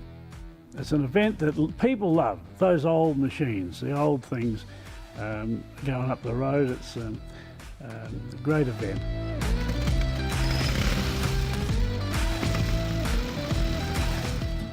My name's Jenny Marshall, and I drove a 1957 Armstrong Siddeley Sapphire limousine. My parents came to Australia in 1964, and they bought a smaller Armstrong Siddeley, a sedan or a saloon, similar in style. And then a few years later, child number 5, that's me, came along, and they needed an extra bit of room in the car. So fortunately they were in the Armstrong Siddeley Car Club at that stage, and a limousine became available, and my parents bought that, so there was room for all 5 of us kids in the back, close the glass and keep the kids quiet, and the mum and dad could ride up front where it was the nicest view and no noise from the rat bags in the back. About 24 years ago I bought it from Dad because he was getting a bit too old to drive it, and I've been slowly but steadily fixing it up ever since. The car's been in the family for about 50 years now. On a day when you're driving your car along the street and you see another older vehicle, there's always a bit of a wave of recognition between us, which is lovely. But then when there's, you know, over 1,000 of us on the road, it's fantastic. And then you get all the people standing by the road and kids holding up signs saying toot, so you do, and waving your way all the way to Birdwood. It's just the biggest hoot. I love it. There are some fantastic females certainly in our club. The chairman of our local branch here in South Australia, Barbara Pennington, has been in the club since before I was in the club, and there's a lot of support in the club for the girls, which is great. But the women are a very strong component of the club. The occasion of it is just so wonderful. It's such a great get-together of the cars.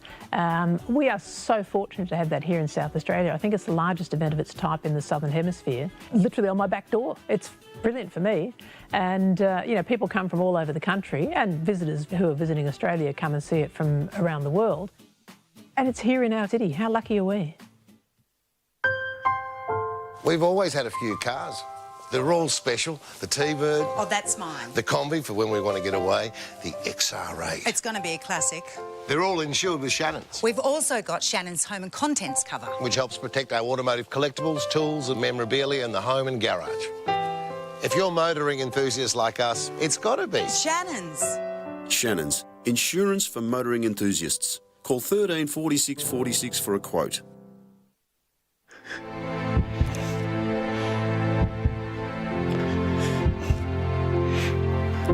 When help is far from reach, when hope is lost in an instant, a familiar face finds you, experience reassures you, and innovation carries you. The Royal Flying Doctor Service, saving lives for 90 years. But we still need your help. Donate today. You're watching this inaugural live streaming event of the Bay to Birdwood on its 40th anniversary run. A very different event this year, and you'll feel that and see that as we come. Mind you, some things are timeless, and that's the vehicles on the road, and we'll be watching them as they come up here to Birdwood and the National Motor Museum. By the way, today we're hoping that you'll get in touch with us. If you'd like to text or go onto Facebook to the Bay to Birdwood page, then just hashtag Bay to Birdwood 2020. We'd love to bring your messages and questions wherever you are in the world. Joining me now is someone who's very familiar with this event. Martin Hazy is a former chair of the Bay to Birdwood. He's been a lot of other things too, an entrepreneur, Lord Mayor of Adelaide, now is Director of Business South Australia, but he's still in the event. Martin, welcome. You got here. I got here, and what a wonderful drive it was.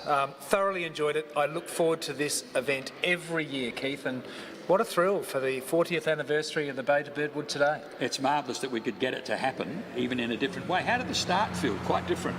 It was quite different, but it's terrific. My wife was watching the live stream on the phone as we were driving up, and it's a new experience. It's a different Bay to Birdwood, and it's a different year. So I think this is a wonderful example of an organisation adapting to different circumstances, and in so many ways it's opened up the Bay to Birdwood to the whole wide world. As I mentioned though, some things are timeless, like this lovely vehicle coming towards us. It's always good to see commercial vehicles, Keith, in the Bay to Birdwood. You get trucks. You get the trucks, you get the fire trucks. I know that Brenton Raglas, I think his father owns a fire truck, and that's often in the Bay to Birdwood. I'm sure it is this year, so it's wonderful to see commercial vehicles as well as motorbikes and passenger vehicles. And this year's the first time, in special circumstances, that the two Bay to Birdwood, so to speak, have combined. So your car has been amongst some very early vehicles today. That's right. Well, my car is 1967. It's a young'un amongst today's company, I must say. Although more than 50 years old now. How did that happen? Yes, it is. Yes, it's more than 50 years old. That is very true. But to have the mix, I mean, here's this looks like 1920s. Yeah. What just came past us then, and what a great variety of vehicles on the road today. Now, tell us about your car. Today you drove the Jensen? No, I drove a Jaguar today. Oh, you've swapped on us. Okay. I have. Yes, I have. You're one of those lucky fellas who has a choice. Yes, I do. Tell us about the range. I drove a 1967 Jaguar 420G today, Keith. That's kind of the latest kind of version, or the last version of the Jaguar Mark 10. And I've had that car for some years, and I bought it from Jeremy Cordeaux, who, as we know, has a few and absolutely loves his classic cars. But it's a beautiful car. It's in very good condition. Geez, I reckon one just went past there. It might have been about the era of my dad's first car. He learned to drive down around the Marion, the almond orchards, when Marion was still full of almond orchards. Yes, and I reckon it was a 1938 Morris. It's one of the things that this whole thing does, doesn't it? It brings back what happened with you and vehicles. Oh, well, I think that's the wonderful thing about the Bay to Birdwood. It's about the stories, it's about the memories, it's about the family kind of history as much as it's about the vehicles. So everyone says, oh yes, my granddad had one of these and my father had one of these. But what's wonderful about the Bay to Birdwood, I also think, Keith, is it's educating the next generation. And we're seeing so many more examples of this, where we're seeing, you know, the grandchildren who are taking an interest in classic cars and historic and vintage and veteran. Did you pick that up at the start today? I did, yeah. And I think we're seeing more of that every year, which is really exciting, because in so many ways that's what this is all about. It's kind of, we're just custodians of these vehicles, and to be able to pass them on, I think, is a wonderful thing. One of our former guests used that lovely phrase, citizen collectors. I heard it on the live stream. Right. I thought that was a lovely turn of phrase, I must say. Now, as a former chair, you can perhaps have a look to the future for us as well. Do we see this event becoming even more the Australian historic automotive event? Oh, yes, without doubt. Without doubt. The Bay to Birdwood has such a wonderful reputation and such growing reach. So it's clearly, of course, much loved by South Australians, well known by Australians, but I think also increasingly that overseas. I think the Bay to Birdwood is really extending its reach overseas too. Last year for the Bay to Birdwood in 2019, I brought in a group of about 16 Singaporeans, and they came here just for this event. And they loved it. They absolutely loved it. Yeah, now in a sense, when you say they came here just for this event, one of the original ideas, apart from it being very much for the historic car clubs, was that this should be a tourism event. Yes. So when Singaporeans come, they presumably don't just pack up on Sunday after they've had their picnic here and go home. We're hoping they stay for a week or two. No, they were cycling through the Adelaide Hills. They were staying in some wonderful hotels in Adelaide. They were off to the Barossa Valley and the wineries. They, of course, spent time here at the National Motor Museum. I organised all the logistics. I was exhausted after all of that, I can say. Now, one of the things that we are adding this year is partly out of necessity, but it's the mother of invention after all. Rather than these lovely vehicles that we're looking at coming and then staying and mingling for hours, we're going to send them off into the Adelaide Hills. What a great idea. Well, isn't that wonderful? I mean, that's important at the best of times, but it's especially important in 2020. Off the back of only 9 months ago with the bushfires and so forth. I mean, the small businesses through the Adelaide Hills need all of our support, and it's so good to see South Australians giving it.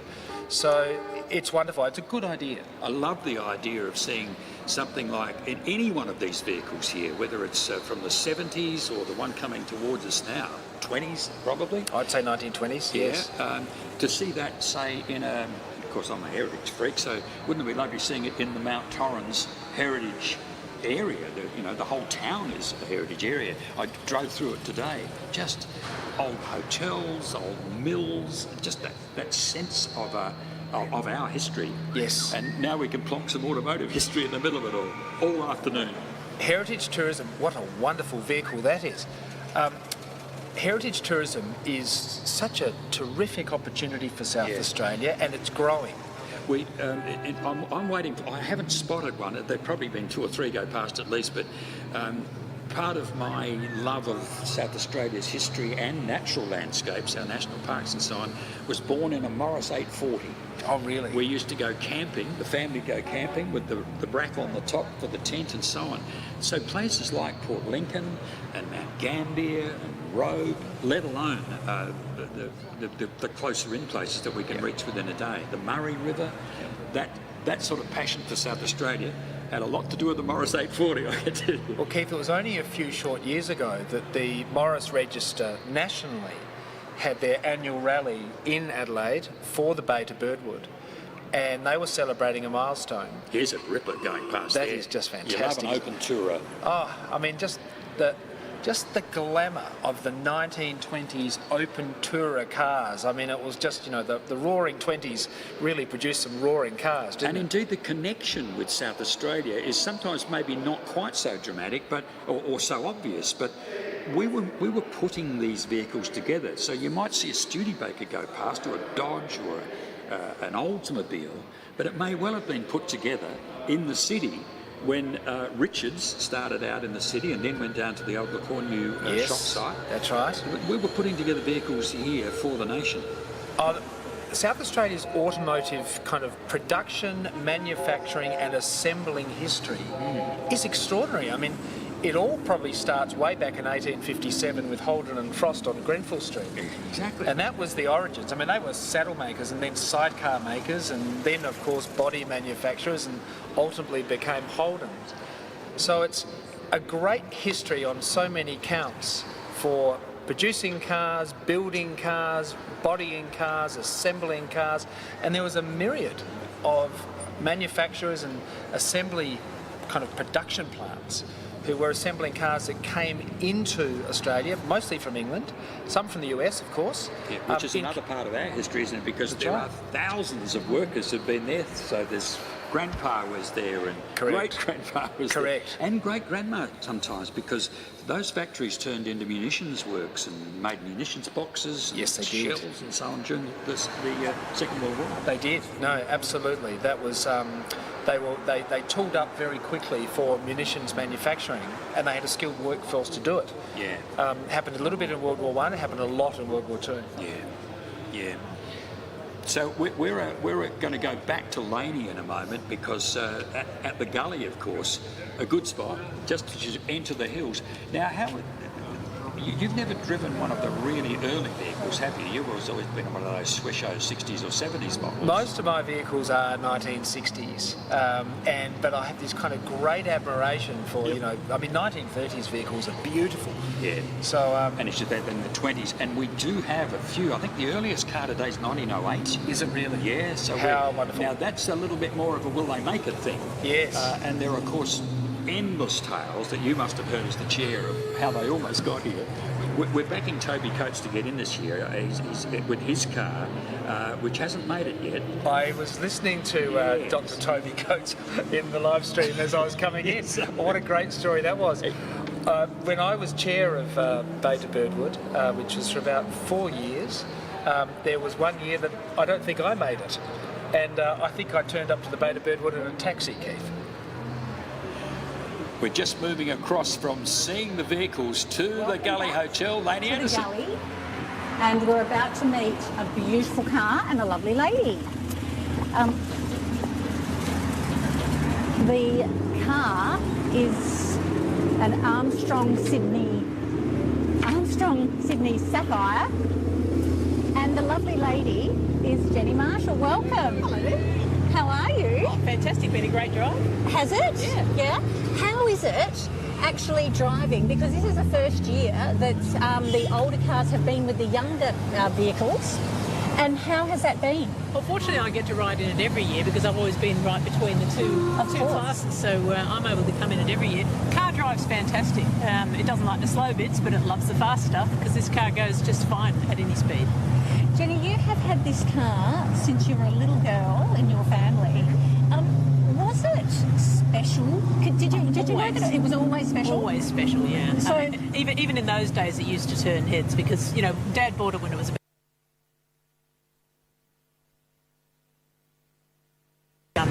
about 19 years old, and then I bought it from Dad about 24 years ago, but it's been in the family for 50 years.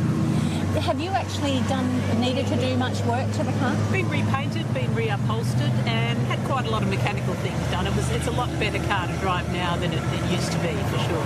Are you passionate about this particular vehicle? Like, do you know everything about it? No, I'm still very much a work in progress, but the good thing is there are some fantastic people who can do work on it. And with the Armstrong Siddeley Car Club, we get a lot of support and plenty of parts and things like that. So whatever you need, there's somebody to help you with some expertise, some advice, and the parts and the clever mechanics available. Are there many of the actual limousines remaining in Australia? No, there's probably only about 8 or 10. This is the only one in South Australia, which is nice, but I think there's probably no more than 10. Is this your first Beta Birdwood, or have there been others? No, this is my 15th. You're 15! Wow, okay, so we know she can make it to the end. Old hand at this, right? Yeah. Now, I noticed when you were rolling in that you have a beautiful Sphinx or something on the front. Can you tell us about that? Yeah, the Sphinx, it was when the first cars first came out 100 years ago, last year was when the first Armstrong Siddeley was built. The cars were for a kind by some person to have such a silent engine that was as silent as the Sphinx. And so the manufacturers thought that's a pretty good mascot to put on the front, so they did that. But beautiful. It's a bit different because it actually has the jet engines, Lance, and so it's a tribute to the jet engines. And you have a little pooch on the back seat. Is that your mascot? Tell me about that. My little friend Ernest. Ernest? Yes, he's just a little pug. He has a very earnest look on his face. So He certainly does. He's very sweet. He does behave himself, never soils the upholstery. And were you kids that good in the back of the car? We were, if not, though, Jazz could always close the glass, so couldn't hear us. So that was nice. And Mum could open the window and throw things at you if you were getting too naughty? Yes, definitely. Yes, a hand every so often or whatever. But yes, we were good kids. We were good kids. But there was room for 5 of us in the back because whilst you can't see it, there's actually a middle row of seats. Where did you get to sit? I was the youngest, so I was always in the little middle seats. Middle seat. So I graduated straight from the middle seats to the front seat, and I've never ridden in the back seat. Jenny, thank you so much for stopping by today. Been an absolute pleasure getting to know your beautiful Armstrong Siddeley car. Nice to meet you. Keith, back to you at Birdwood HQ.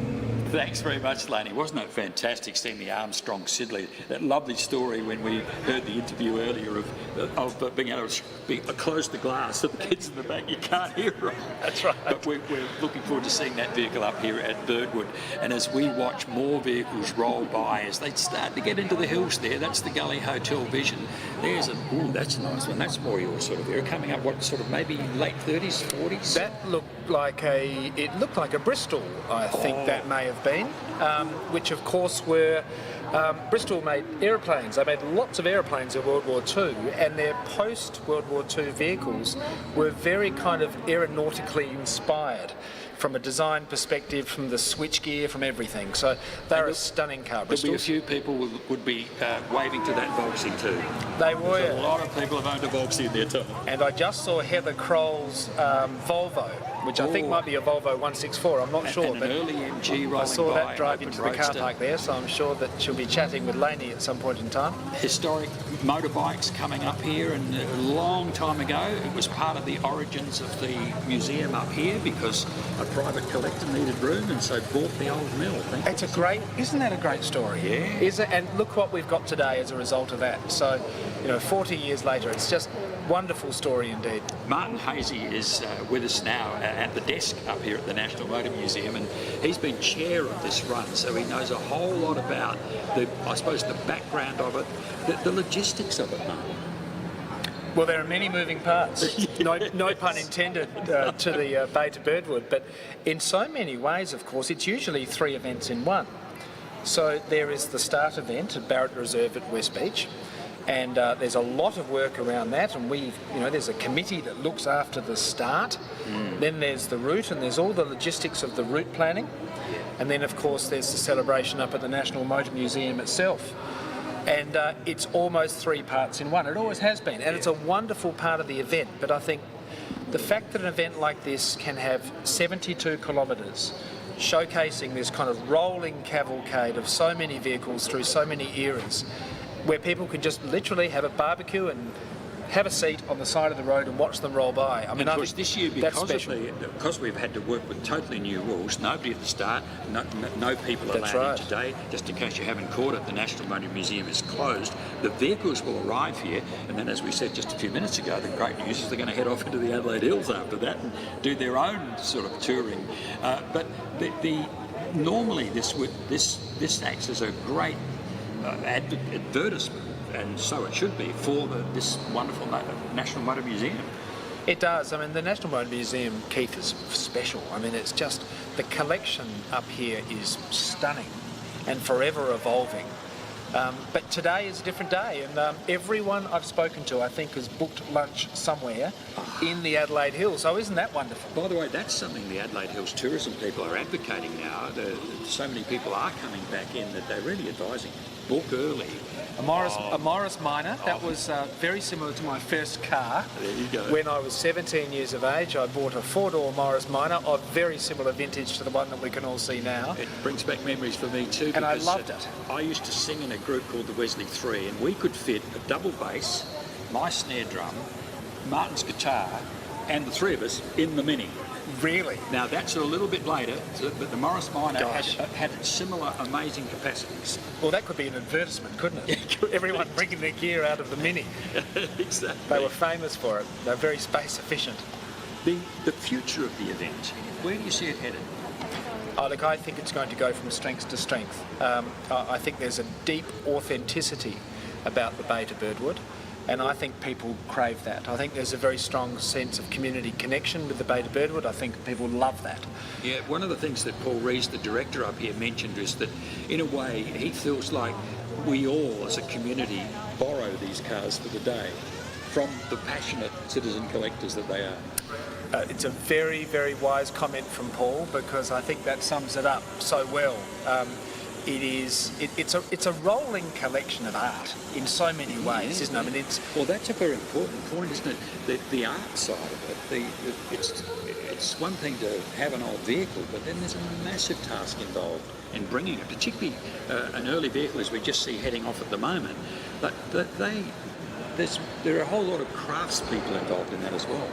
And I think this is where South Australia does so well, that there is this kind of very large, widespread group of people who are fixing these vehicles, re-trimming these vehicles, spraying these vehicles, re-chroming, doing, a lot of the owners would do some of this work themselves. What about one of the issues that arises when we start looking back? So you're talking about your collection, your 3 cars are in the 60s, 70s. That's correct. Now that means is it the days of plastic moulding has already come in by then?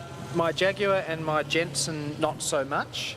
I've got a slightly later Mercedes, which absolutely yes. Now that's not quite so easy. You can't get somebody with a carpentry skills to redo your dashboard. No, you can't. No, there's some very clever people out there who can kind of improve and fix a injection moulded or plastic moulded dash or whatever else, and you look at it, you'd never know the difference. You're a futurist. Is 3D printing going to be the answer? Well, it possibly could be. I mean, it's really interesting, this kind of... Oh, just see the Chrysler go past. I mean, aren't those fins extraordinary? I mean, that era of vehicle is just fabulous. It just... You either loved or hated that vehicle. There's no in between. I was sharing with Genevieve on the way up that it kind of, those 1950s American vehicles, they celebrate the confidence of America in the 1950s, don't they? Yeah. I mean, it was just kind of everything was happening in the US at that time, and vehicle design kind of reflects culture at that point in time also, and America was a very confident place in the 1950s, and their vehicles represented that. As we see the vehicles go past, it's worth reflecting on that, isn't it? We're seeing social history, design history, economic history all rolled into a vehicle. Engineering evolution, the whole lot. Oh, look at that combi. I mean, they really are very collectible these days. There was a time when you thought you just went surfing in a combi. I think I did when I was 18. A friend of mine had one. It was great fun. Martin Hazy, fantastic to have you with us. We've been talking about the Adelaide Hills and produce and all the wonderful things that are here. Let's have a look.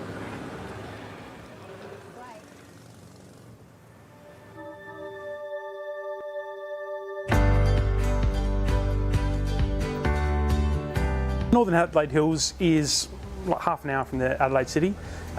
It's a very diverse region, so we're an agricultural area where South Australia's largest pear growing region. We grow a lot of grapes out this way, and you've got a lot of different businesses from distilleries, breweries, cideries, all through to wildlife parks. And I think everyone sort of puts a big push, especially in this region, on local. Like for us ourselves, everything we do is South Australian only. So live down in the northeastern suburbs.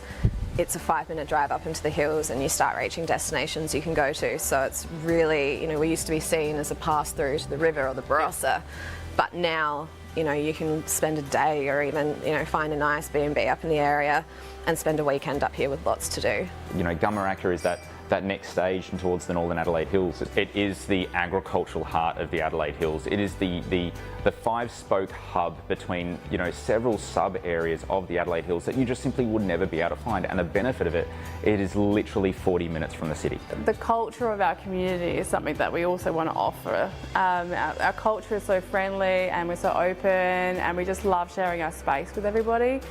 The common theme aim of Woodside is it's the gateway to the Adelaide Hills. Largely, obviously, except Verdun and Hahndorf, people will come to Woodside first to go to most of the other wineries and the other attractions, if you will. The cafes and the bakeries and the main street of Woodside, but also the Amy Gillett Bikeway. And I think the most popular thing about it is its proximity to the city. Woodside is quite an interesting little town. There's just so many little pockets of interest. We're lucky to be in what I think is one of the nicest little regions in Australia. It's in my mind the centre of some of the best produce, primary produce in Australia.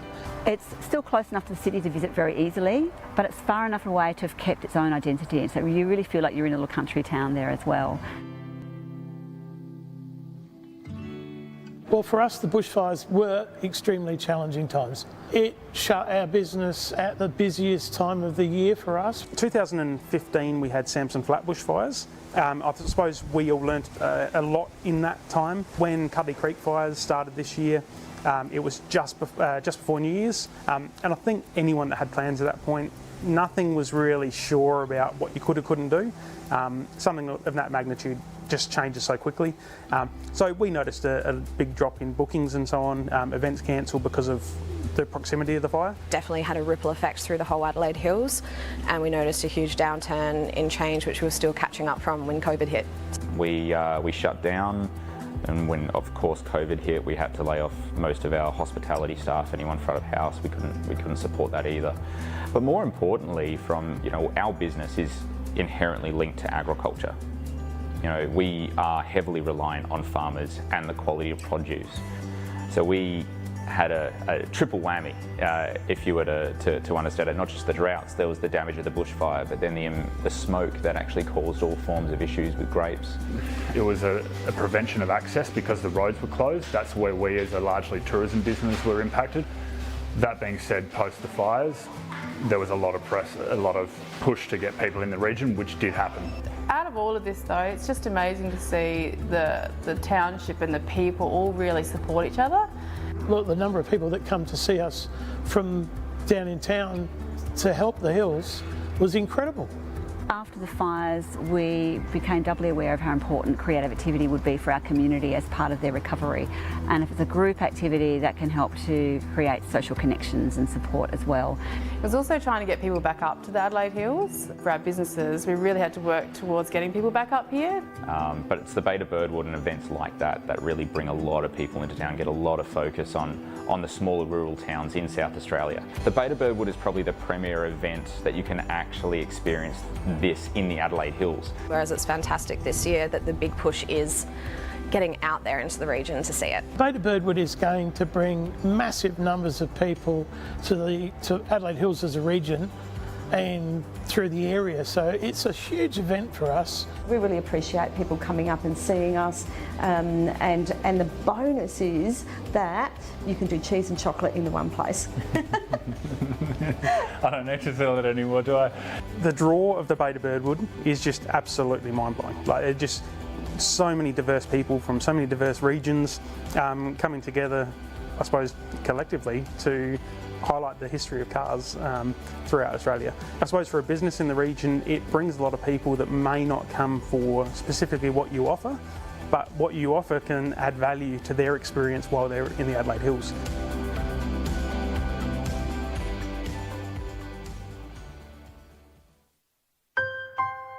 We've always had a few cars. They're all special. The T-Bird. Oh, that's mine. The Combi for when we want to get away. The XR8. It's going to be a classic.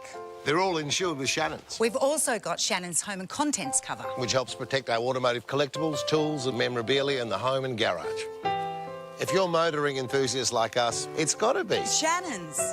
Shannon's, insurance for motoring enthusiasts. Call 13 46 46 for a quote.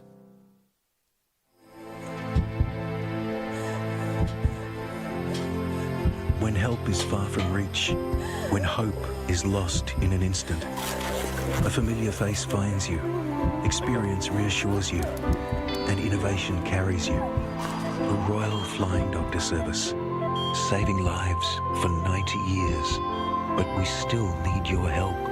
Donate today. Dr. Service is our special charity partner today, and we do hope you'll donate. This is a live streaming event, so it's a first after 40 years of the Bay of Birdwood. Out of not doing it 3 months ago, now we're live streaming to the world as well. We're going to talk to someone now who's very well known to South Australians. She's a legend in the local media. You've got to be old to be a legend, but I always say that. I think I'm in the veteran category. She's a junior legend. Jane Riley is our guest at the desk. Hi Keith, thank you for having me here at the museum, but just had a fabulous morning. Because you've been in it. We've been in it. We were down at Barrett Reserve like at 6:30 this morning. I'm very fortunate to be the navigator in a beautiful 1968 E-Type Jaguar, which belongs to my husband, and it's a beautiful car. We just got down there this morning, and the camaraderie amongst the entrants really was something special. We were keeping our social distancing, but there was a lot of car envy going on, like drooling. I had to wipe a couple of spots off the front of our car. But so many beautiful cars. You know what, the thing that struck me the most was how vibrant cars used to be. There were yellows and reds and purples and greens, and everything was bright, and some even iridescent. Because these days everyone has a white car or a silver car. We've got a bit boring, haven't we? Yeah, that's right. Well, Heather Crowell, the director of The Fringe, she's coming up in a gold Volvo. Oh, that's pretty special. That is pretty amazing. That really says something about Heather. I don't think that was it. That couldn't have been driven by a man with a hat. Because that's the old saying, isn't it? Yes, that's right. No, that wouldn't work. No, that wouldn't work. And the other thing that struck me was, even though we're sort of saying to people they can watch it on Channel 44, is the number of people on the side of the road that were waving to us. And I think my left arm is almost frozen as I wave to a lot of the people along the way coming up the road. You can see the vision now coming up through the Adelaide Hills. Yeah. And people have been out there since early this morning. At about 9 o'clock, just after we'd left Tea Tree Plaza area, I saw two ladies, well dressed, sipping white wine. 9 o'clock on a Sunday morning, I think that's pretty special.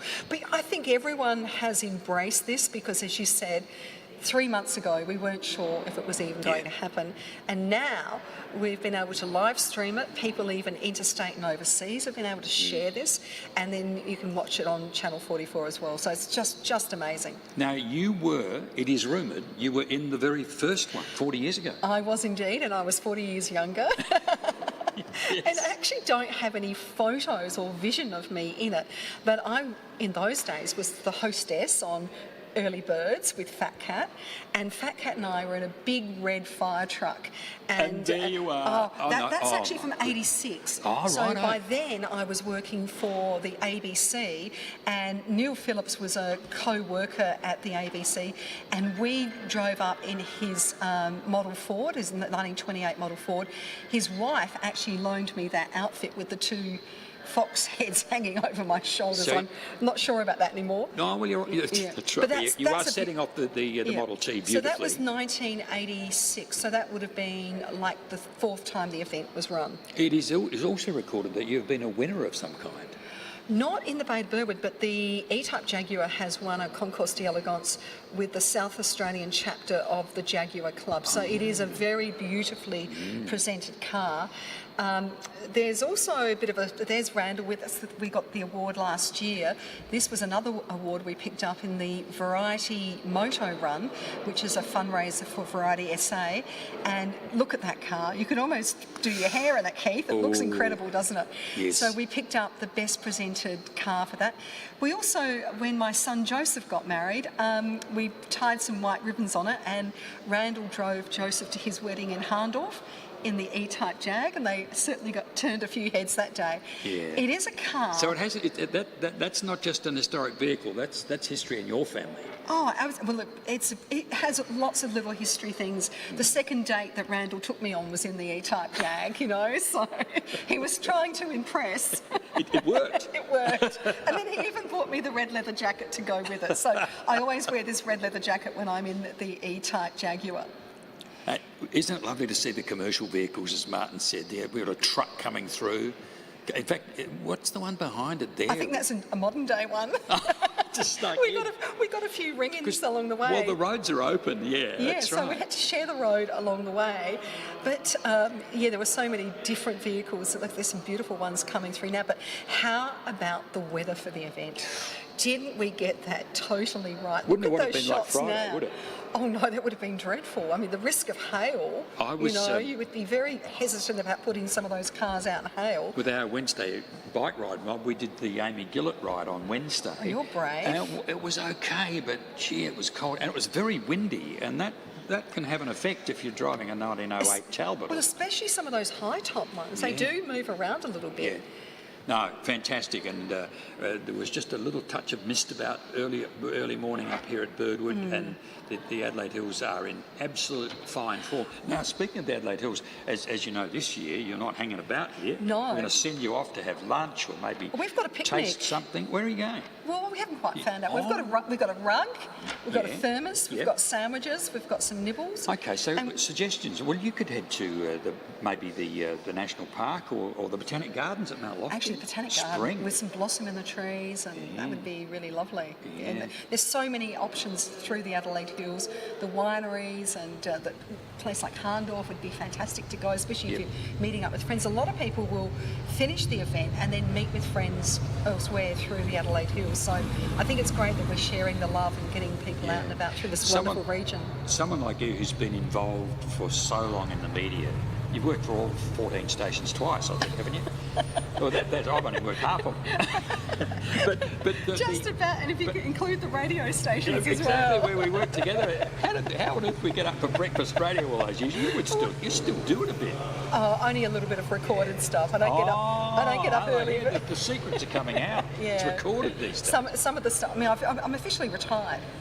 I'm officially retired. Yeah, right. Yeah, that'll happen. And I highly recommend it. But I was trying to reach the serious bit, which is that any of us have been involved have found something about the Royal Flying Doctor Service when we've worked, haven't we? Yes, yeah. And it's fantastic to have them as our charity partner this year. Yeah, I really respect what they do, and being a person who's been on 18 variety bashes, it's always been reassuring to know that if something awful happens out there, out back, wherever we may be, and it's not always outback people in the city use Royal Flying Doctor Service if they're going for transplants or whatever.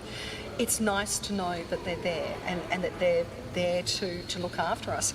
A very close friend of mine. Have a look at this. We just happened to see a Mini at the right moment, a red Mini. Oh, 1969. Yes. So it's a year older than our little E-Type. There's something about that red, isn't it? It's so They cute. go faster.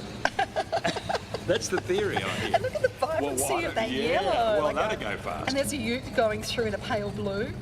The colours, that's what really struck me today, was the variety of colours that we're seeing.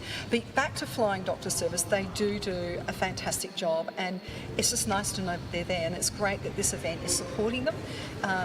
Entrance fees have gone towards that, and people also are being asked to make a donation. If you would like to donate and help Royal Flying Doctor Service, you never know who that person may be that is helped by their wonderful service. How about that for a mix? There's a bit of a hold-up. I wonder where we are. We've got to say, Jono and Mark are out as our camos today. The director's just given them a plug and said, you're getting some great I know where we are vision because we've just been there. So we've just come off the main road, and we've just turned left behind the Birdwood Mill Museum or National Motor Museum. They're here. They're here, and then you've got to do this right turn and form two lanes, and then you get the volunteers out there, the SES volunteers, CFS doing a great job. Then you get directed into which zone you're going to park into. So it's a huge operation. Oh, it's so well organised, impressive.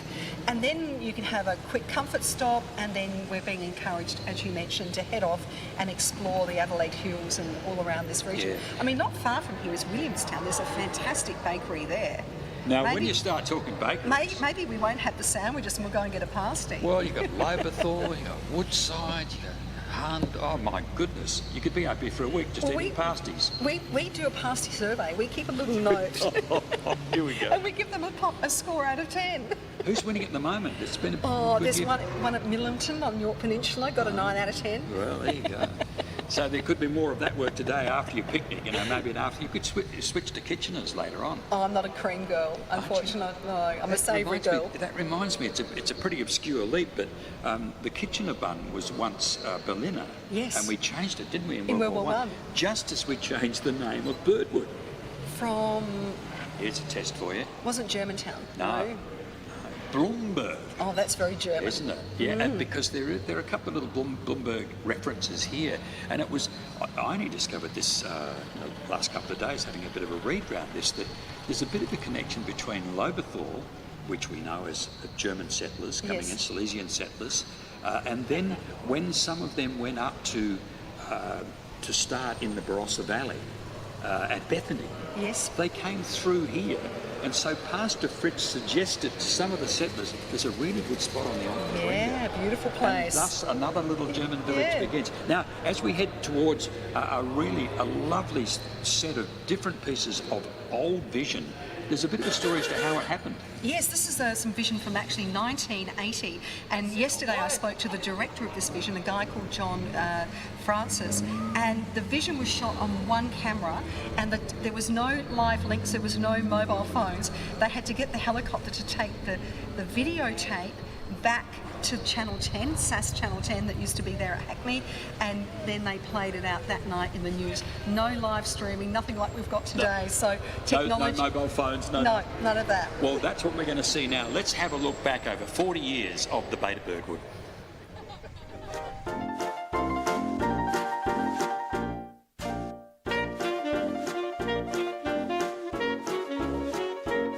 In 1980, the first running of the Beta Birdwood, I can actually remember standing on the side of the road, watching the vehicles go by and thinking to myself, wow, I'd love to be involved in that. It's such a fantastic event.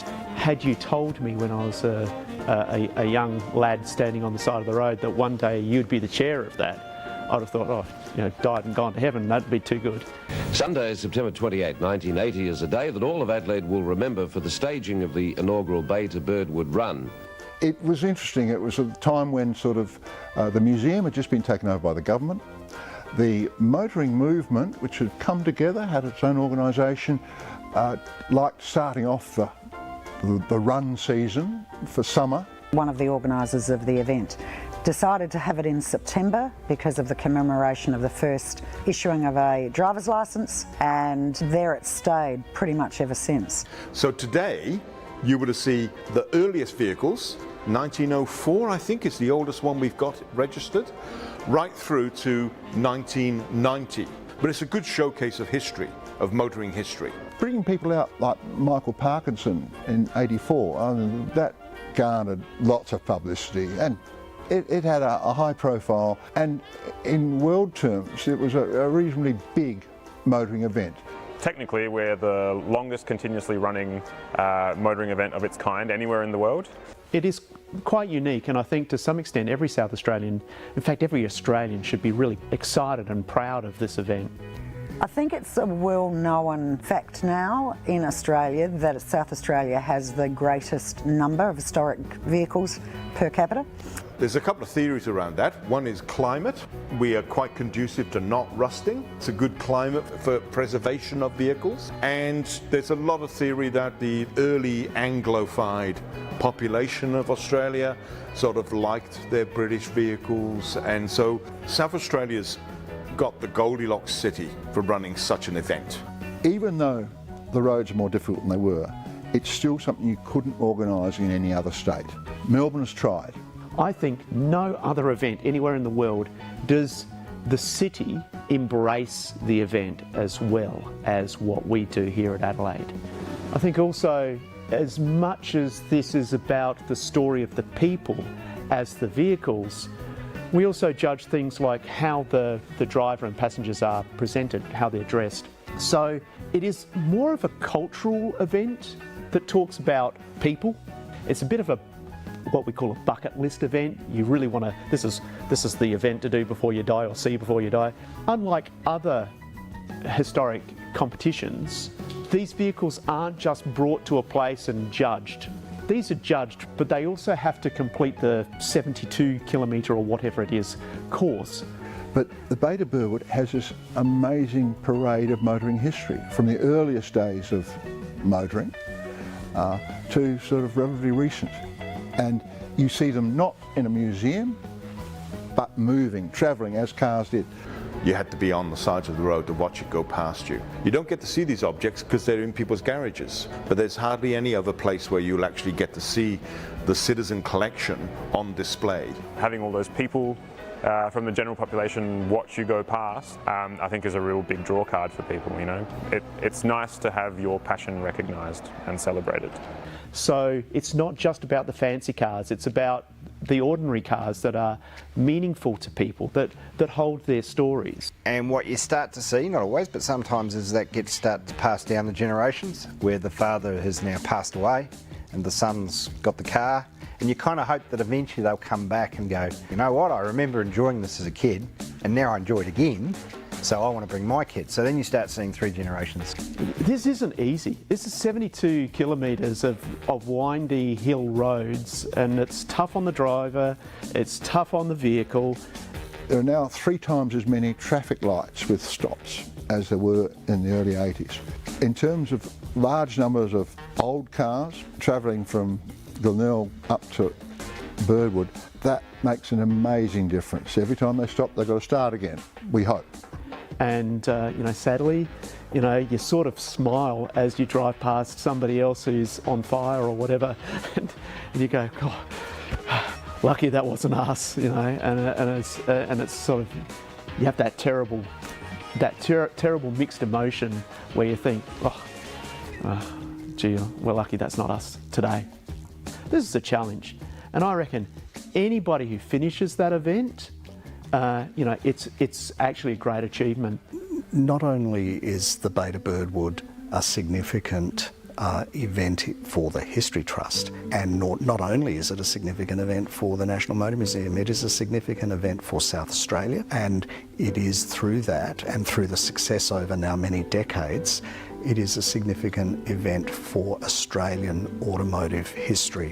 One of the great things of the Bay to Birdwood is the people who organised it have actually expanded that community and got more and more people involved. And as a result, it hasn't burnt out, it hasn't lost its momentum. And that's one of the reasons for its 40 years of success. On the last Sunday of September in Adelaide, you definitely know the Bay to Birdwood's on.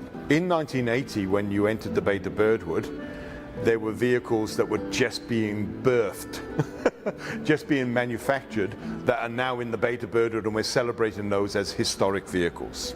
Some of the things that I love about the Bay to Birdwood are, yes, we know it's for historic motor vehicles and their owners, it's all about them, but it's so much more. It's about the public of South Australia. So it's inclusive.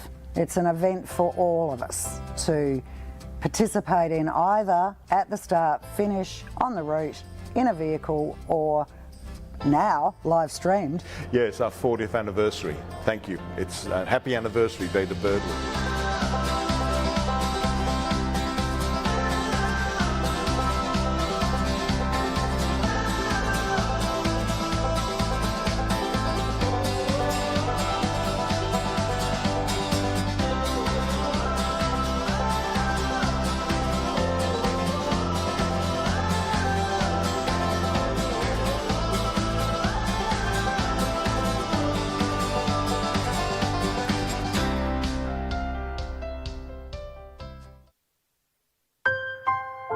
We've always had a few cars. They're all special. The T-Bird. Oh, that's mine. The Combi for when we want to get away. The XR8. It's going to be a classic. They're all insured with Shannon's, We've also got Shannon's home and contents cover, which helps protect our automotive collectibles, tools and memorabilia in the home and garage. If you're motoring enthusiasts like us, it's got to be Shannon's. Shannon's, insurance for motoring enthusiasts. Call 13 46 46 for a quote.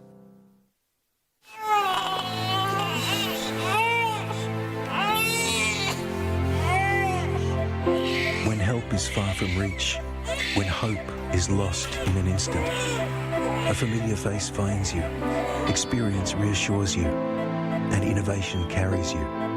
The Royal Flying Doctor Service, saving lives for 90 years. But we still need your help. Donate today. We are delighted to be in association with the Royal Flying Doctor Service. We hope you'll donate today. There are lots of ways to doing it. Just search for Beta Birdwood and you'll find your way to that. At the desk today with the Model T Ford behind me and Jane Riley at my side. Here we are watching the vehicles coming up. It's been a terrific morning. It has been. Look, just being on the run for a start has been amazing with all the other cars and the people. Thank you to everyone who came out and waved to us and set up their barbecues and did all that sort of thing as well. It was just fantastic to see. It was one of the sort of rules this year was that nobody at the start and nobody here at the finish because the Motor Museum is closed. Because of COVID-19, yes. Exactly. And people weren't encouraged to gather in very large groups, but on the other hand, get the deck chair out. Yeah, they're all social distancing, and you could tell they were family groups, and some of them had their dogs on their laps, and as I mentioned before, a couple of ladies that were having a glass of white wine and enjoying the passing parade. But it was a really special thing to see. But while we've had a pretty smooth run today, did you hear what happened to Randall's E-Type back in 2008? This is starting to ring a bell. It was not smooth at all. No, this was before I was on the scene. This is in 2008. Randall was taking part in the Adelaide Classic Rally with a dear friend of his, and they rolled it. Randall wasn't driving. We're watching it roll. But the navigator was driving, and it ended up on its lid. And every panel was damaged, so it's been fully restored since then, and that's why it's in such pristine condition. So that's the same car? That's the same car. Same car, every panel dinged. We're just watching it again. It's almost now. like in slow-mo. Oh dear. Yeah. And they ended upside down. You told us about the car. How did the driver and the passenger They were fine, but the hard part was getting out because they were actually upside down, like wearing the harness seatbelt. So trying to open a door upside down is a really tricky thing to do. But now that we've shown it there, today we've had thousands of viewings of it because everyone loves an E-Type. There's something about an E-Type. It's such a classic shape, and being a red one as well, it's just a beautiful car. It's been, it's been the star of a movie or three. I mean, it's James Bond. Very glamorous car. Yeah, very glamorous car. Some say it's the sexiest car in the world. Is that? What is your feeling on this matter? Well, I think she's very pretty. And I refer to her in the feminine form because there's something very feminine about it. We were talking earlier about how Channel 10, who were the partners for the very first event 40 years ago, had one camera, had to get the stuff back. Now, we chuck the drone up and those drones are amazing. Yeah. We saw that on the side of the road, just outside Inglewood.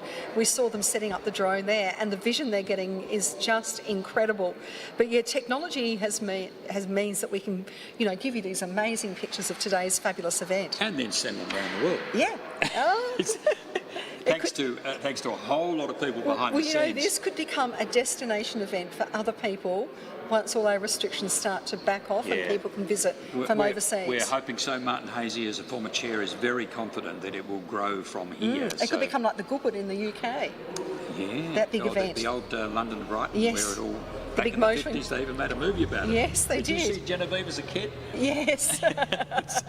It's lovely to have you with us Thank today. you, Keith. Fantastic. Thank you got here. Enjoy your picnic this We afternoon. will indeed. Wherever you may go. We're going back now to the Gully Hotel, where maybe if you've been with us for a while now, you would have seen Jack Muster and his Indian, the marvellous motorcycle. He's a local, actually. He's got as far as that, and he's got as far as Laney Anderson.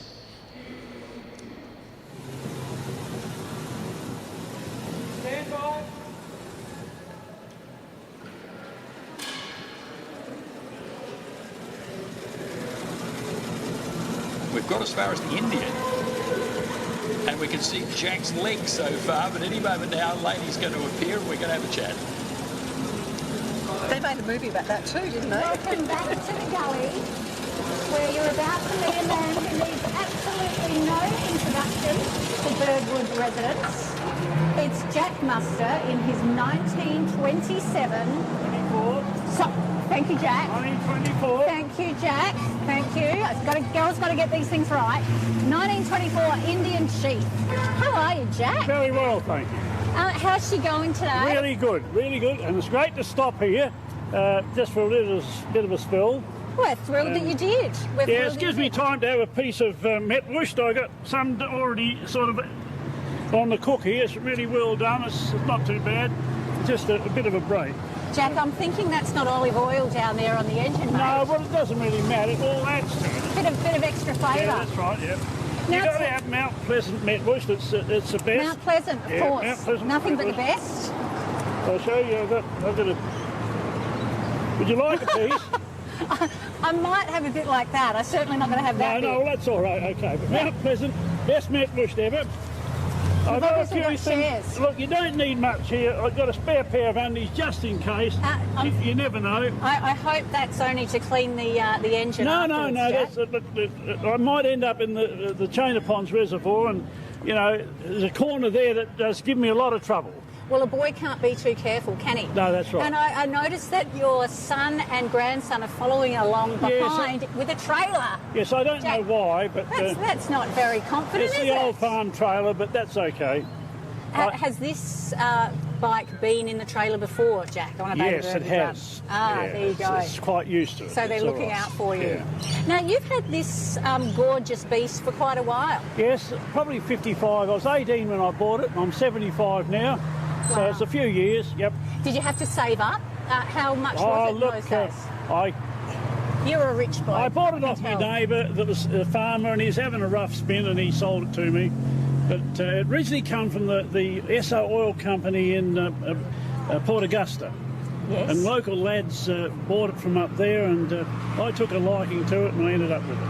It's absolutely beautiful, but it hasn't always been in your hands, No, has look, it? What happened? It's amazing. This 40 years of the Beta Birdwood, exactly, I had it stolen just prior to that, out of my shed, and it really worried me. Who in the heck would pinch it? So I had a photo made up with all the details of it, and the old fella said, we'll get this back for you. And it wasn't long, and I was notified by the police, and they found the thing for me. Wow. But it was missing the carburettor. That was the only thing. So all this time it's been missing. Yes, the and carburettor. some mother must know that their sons have pinched it, and it's probably on a wardrobe somewhere. And I'd like it back. You could drop it into the Birdwood mill any time you like, and nothing said. Just say, write Jack on it, and I'd love it to get it back. And my neighbour had a carburettor on an olive oil engine, and he let me have it, and it's not too bad. It goes well.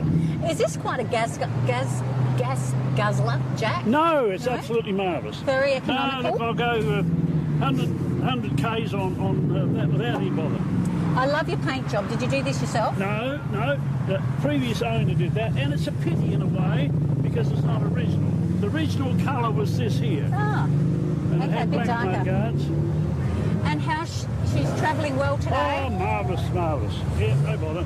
I've got a couple of spare spark plugs in the back, but I won't need them, no. And Jack, do you like the fact that all the vehicles from all eras are actually Well, it's competing very together for the well first time? organised the way they've done it. They've got the later model vehicles that move along pretty quick. They're out of the road, and now we've got the old ones popping along enjoying it. Fantastic. And there's no trouble. Look, the people that go past in their newer cars, put your thumbs up, and look, it's enjoyable. Good on you. Well, thank you so much for stopping by and chatting to us today, Good on you. Jack. And you won't have a piece of metwurst. I'll have some off air just in case Righto, things go good. wrong. Thank you, Jack. Good. And now we're going to learn a little bit more about these Concours d'Elegance and Preservation Awards, including a lovely meeting with last year's winner. So thanks very much. Thanks, Jack. Good.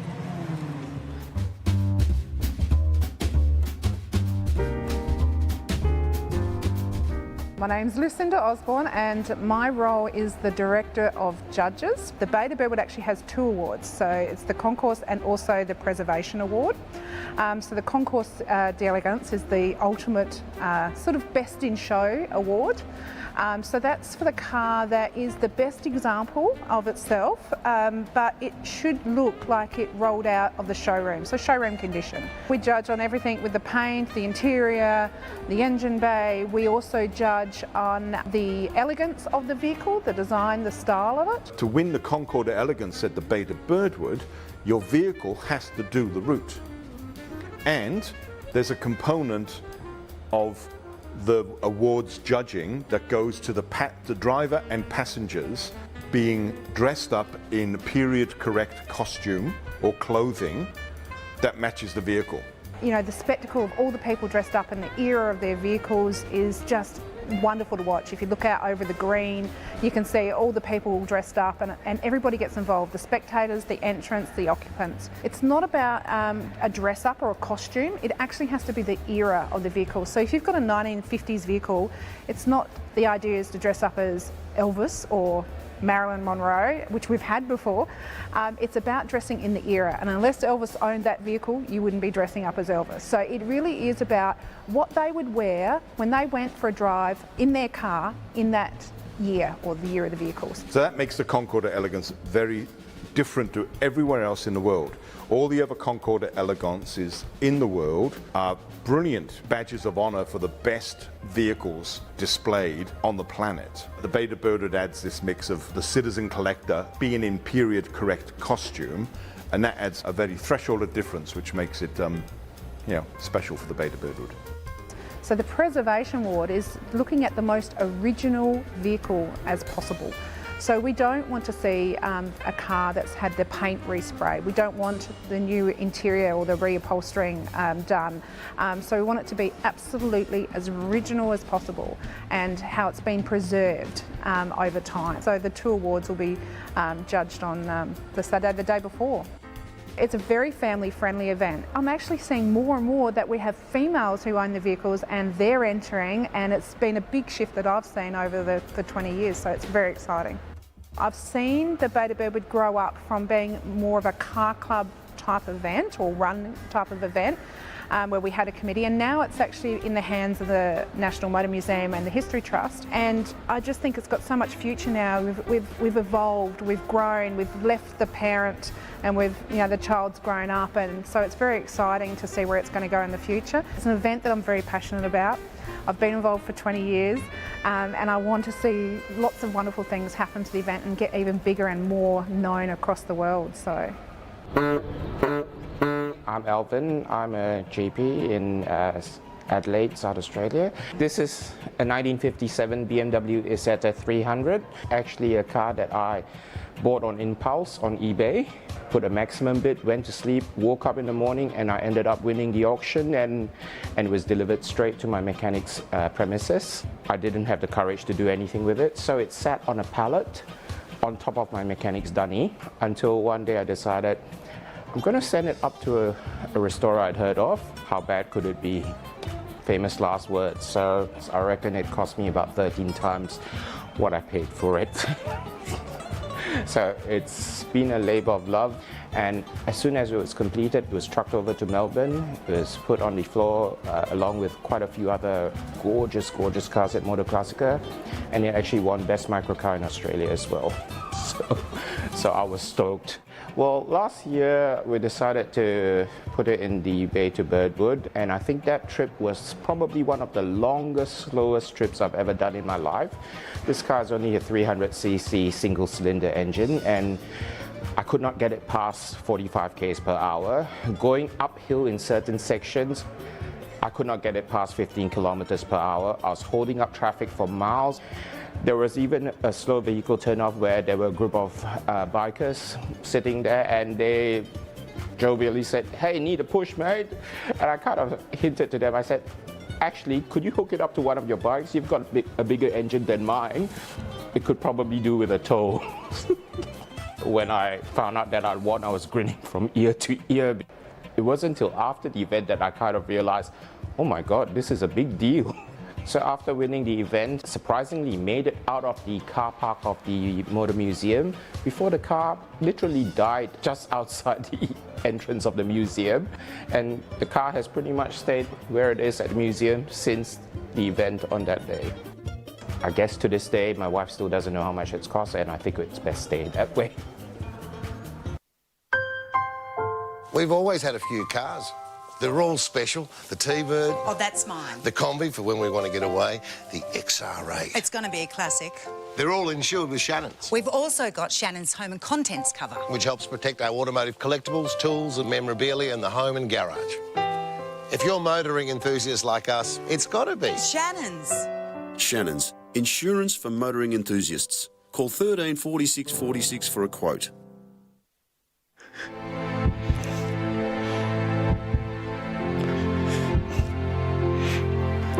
When help is far from reach, when hope is lost in an instant, a familiar face finds you, experience reassures you, and innovation carries you. The Royal Flying Doctor Service, saving lives for 90 years. But we still need your help. Donate today. Not as much. As we've said before, it's great to have the Royal Flying Doctor as our charity partner. We do hope you'll donate. We hope you'll join us on social media too. Hashtag Beta Birdwood 2020. Love to hear where you are, what you're seeing, what you'd like to know about, and so on. Lots of people are heading into the Adelaide Hills today, and our next guest is doing that, but she's played an extremely important role in making this thing happen. She's also now a familiar face to all South Australians, Dr. Nicola Spurrier. Good morning, welcome. Good morning, welcome. What a wonderful day. And you're in it, of course. You have not just turned up, you've come up the right way. I have had the most amazing morning. I've been in a Hudson 8 and I can't tell you how exciting it was. It was exhilarating. A little bit chilly, but just perfect. Yeah, and the Hudson performed well? Oh, went like a dream. It could have had a bit more, zoom if we could have got out on the open road. Yeah. Yes, it was fantastic. Is it your first Beta Birdwood? Yes, it is, yes. Oh, well, so there's a small payoff with being in the middle of what is an extraordinary century, probably a crisis of the century. We hope so, at least. Yes, exactly. I mean, it's been a lot of work for my team and I, and it was just to be able to come out this morning and have a ride in that car was lovely. Thank you. As we've mentioned before, 3 months ago, this was only a maybe, and many of the vehicles didn't know they could be in it until perhaps a few weeks ago. This live streaming event wasn't even a glint in anybody's eye at that stage. When did you start working with the National Mountain Museum and Beta Birdwood team to see if it could come together? Yeah, so one of my deputies, Dr. Chris Lees, he's been instrumental in working with the Beta Birdwood team, and it's taken a lot of work, but it's been meticulous, the planning that's been put into place in terms of today. So these vehicles, of course, these lovely vehicles that we're looking at out on the road, they started at the same place, Barrett Reserve, but in a quite different way this year.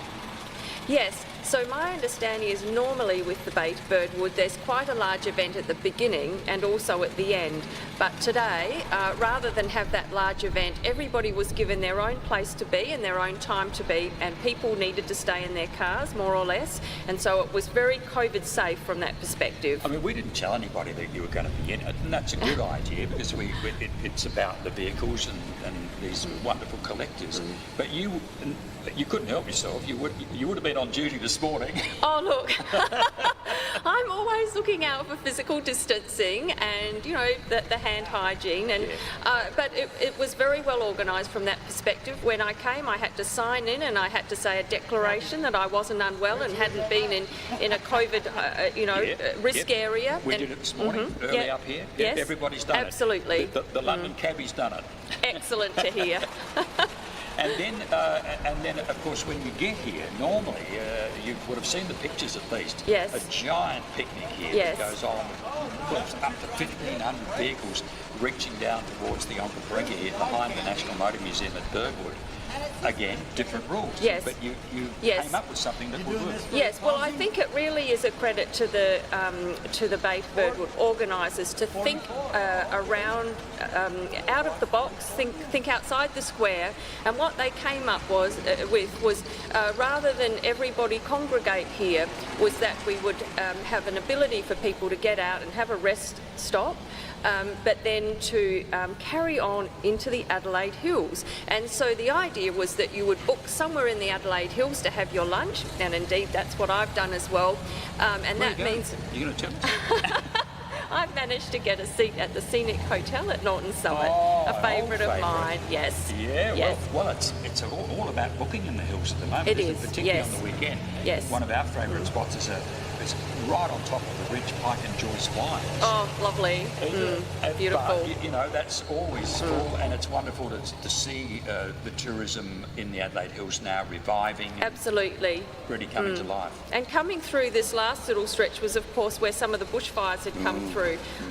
So really to see the community coming back to life and of course, being able to support tourism. So I think that really is a spin-off on the new way that this has been run today. Yeah, so motorbikes, always part of the collection here, always part of the Beta Birdwood. And there's a very happy chap there. I wonder where he's going for lunch. He might, look, I don't want to typecast him, but he might be going to try out some of the craft ales. Well, you never know. Yeah, exactly, yeah. Although he might say, no, I'm a Chardonnay type of person, because there's plenty of that in the Adelaide Hills. But back to the serious side of things, this event has been rescued in a sense by a whole lot of good planning. Does it stand out for you as you look internationally at the way things are done? Look, I think we have been very, very fortunate in Australia. We closed our borders, and so we didn't have the huge waves and waves of this infection go across Australia as they have had in other countries. And that's meant that although we had that initial shutdown, and people will remember that, it was very difficult, particularly for people running businesses, we were able to get on top of the numbers in South Australia, get on top of the cases, and now we're able to enjoy and go back to enjoying a wonderful lifestyle. So we still need to stay COVID safe, and this is exactly what the Beta Birdwood has shown us we can do today. Well, it's lovely having you with us. I'm glad you made it so well. And there have been a couple of questions about how did you come up looking, you know, so beautifully groomed and so on when you're in the open air a bit? Oh, I've got a fantastic hat, wide brim, with a big scarf. Oh, just perfect. Oh, I think you mentioned Mrs. Fisher earlier. You felt like you'd just gone back a few decades. I felt like I was like Fernie Fisher, out there on the open road, going to look for a crook. Well, enjoy your afternoon. Thank you very much. Dr. Nicola Spurrier, who has been behind, of course, the success of controlling the coronavirus in South Australia, along as she credits, along with a great team in public health here. Well, now we're going to go and revisit someone who is really part of the fabric of motoring history in South Australia. If I mention the Grand Prix, and I mention the bloke who started it with the checker flag and then has gone on to be associated with every motoring event since, including the Beta Birdwood, Glenn Dix got the checkered flag out again especially for us. Let's meet him again now.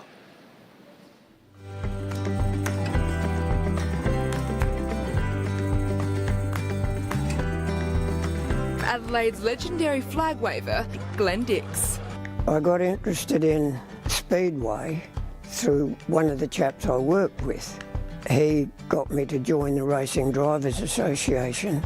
Kimber Nathan was running Rowley Park as an entertainment venue, and it had to be rapid fire entertainment. Dix, how are you, sir? Yeah, I'm great, thanks, Fletch, and this will be my 21st Beta Birdwood. 64 years, that's a fair effort, I think, isn't it? It's a long time to be turning up and waving the flag. Well, it is, but okay, if you can do something that makes some people happy or somebody happy, yes, or be excited about what's going on, yes, I believe you've achieved something. The Grand Prix to me was an opportunity that I never ever thought I would achieve. I couldn't believe that. And that was my challenge, and my presentation, dressed myself like an entertainer. Not that I went out to be a show-off, but people came to be entertained, and that was my aim. The first Beta Birdwood that I can recall started right in the main street of Glenelg. And I can remember somebody come to me after I'd been flagging for quite a while, and they said, "You're not going to flag them all off, are you?" And I said, "Well, why not?" My reason for that is whether it be a circuit race or whether it be the Beta Birdwood, the competitors have all tried hard to present their vehicle in good racing condition, in perfect display condition, Why shouldn't they all get the same treatment? Checkered flag doesn't mean you're the winner. It means you've finished the event. And if you've finished the event, why shouldn't you get the same treatment as the winner? I've been involved in the Beta Birdwood for a good number of years, and I haven't been involved in it for a few years now. Like, I haven't given up support, but the body tells you that, okay, it's time to rest. I still have an interest in the Beta Birdwood, and it's good that those people with those cars get an opportunity to show them off in front of the thousands of people that are along the way. I didn't set out to make myself a national hero. People came to be entertained, and I was there to present that entertainment to them. We've always had a few cars. They're all special. The T-Bird. Oh, that's mine. The Combi for when we want to get away. The XR8. It's going to be a classic. They're all insured with Shannon's, We've also got Shannon's home and contents cover. which helps protect our automotive collectibles, tools and memorabilia in the home and garage. If you're motoring enthusiasts like us, it's got to be Shannon's. Shannon's, insurance for motoring enthusiasts. Call 13 46 46 for a quote.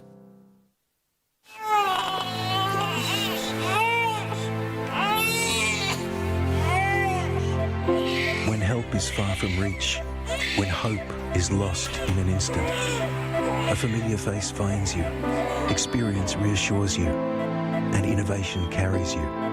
The Royal Flying Doctor Service, saving lives for 90 years.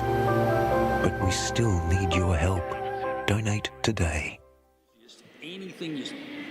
The Royal Flying Doctor Service, our charity partner, and this is live streaming of the Beta Birdwood 40th anniversary run, and it's different in many, many ways. And we hope that you'll tell us what you're thinking about it, what you're seeing, what you'd like to know. Text us on Beta Birdwood 2020. Now, earlier on, if you have been sticking with us in the comfort of your armchair, if you've been watching, you might have seen Dr. Toby Coates and his car, which has never quite made it. He told the story that in the family it's called Voldemort. It's the car that shall not be mentioned. Well, we are very pleased to announce that he's right here. Dr. Toby Coates has made it in the standard 1927. We made it. Congratulations. Thank you very much, Keith.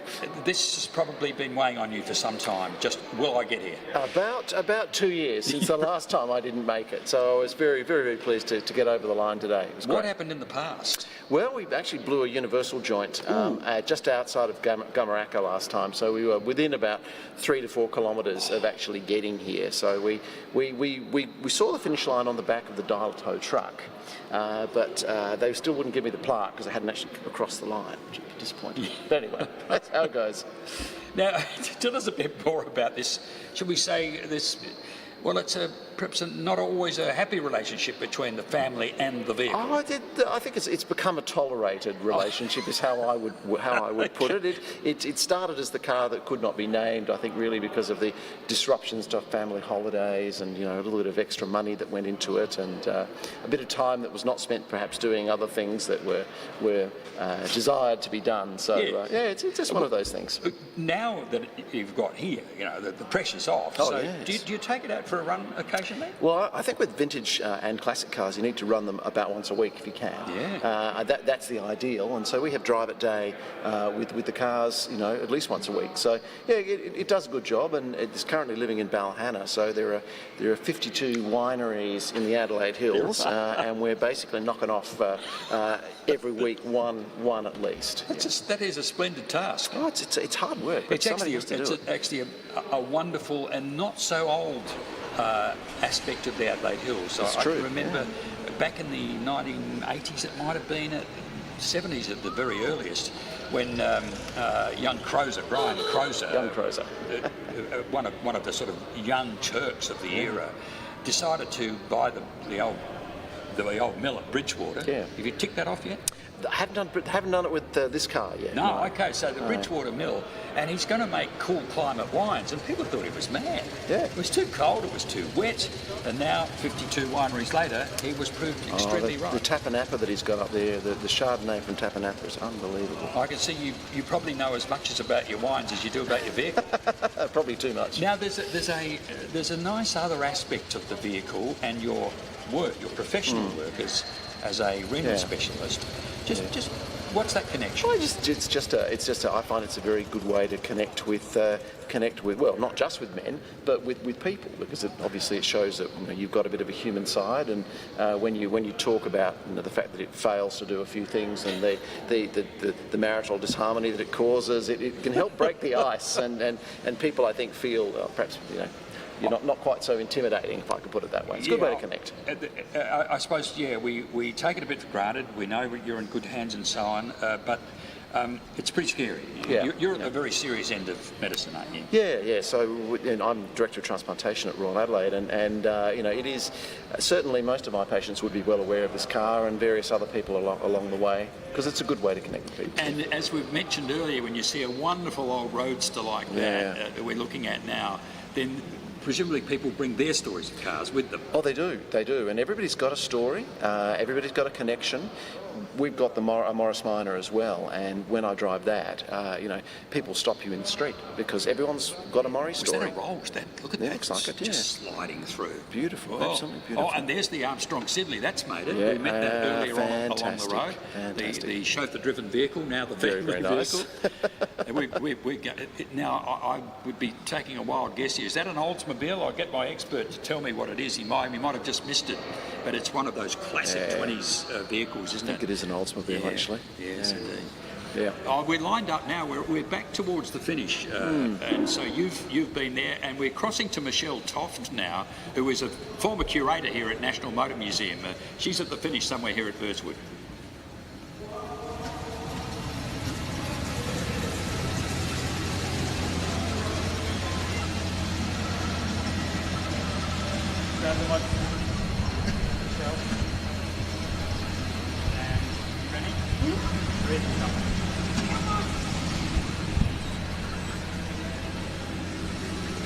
Hi Keith, I'm here at the finish line of the Beta Birdwood. It is fantastic. The atmosphere is amazing. This is the best view of the vehicles at the finish here. Get to see somebody coming past. Congratulations, you made it. Yay! So there's a feeling of relief when you get to the finish line, because some of the older vehicles, there's a bit of a struggle. And if you'll make it up the hill, but you've accomplished it. Great drive. Good time. One gentleman I spoke to before said his hair wasn't grey when he started the route, but now it is. And that just shows you that is a bit of a challenge with some of the older vehicles. You're steering and you're getting there, but they've all made it here. It's a huge accomplishment. Have a look at some of these vehicles. We've got beautiful ones. Got a Holden here, good work. You made it. Holdens actually were the most registered vehicles this year. Ford was coming in second, but have a spot Alfa Romeo, so the rare one. So if you spot an Alfa Romeo on the route, that's a rare one. Got some beauties here. And I love having the children in the back of the seat. There's different generations getting into the event, which is fantastic. Did you enjoy the ride? Yes, it was fantastic. Excellent. Congrats, you made it to the end. What was that, sir? Jason, no. Good work. You made it to the end. We've got some fantastic vehicles here. Beautiful colours. And unfortunately, one down the road a bit there has actually overheated, but that's the reality of the event. But they've actually at least made it to Birdwood, which is fantastic. Do you have a horn there, sir? There we go. This is great. So we've got an Austin there. And that is wonderful having all these vehicles here today.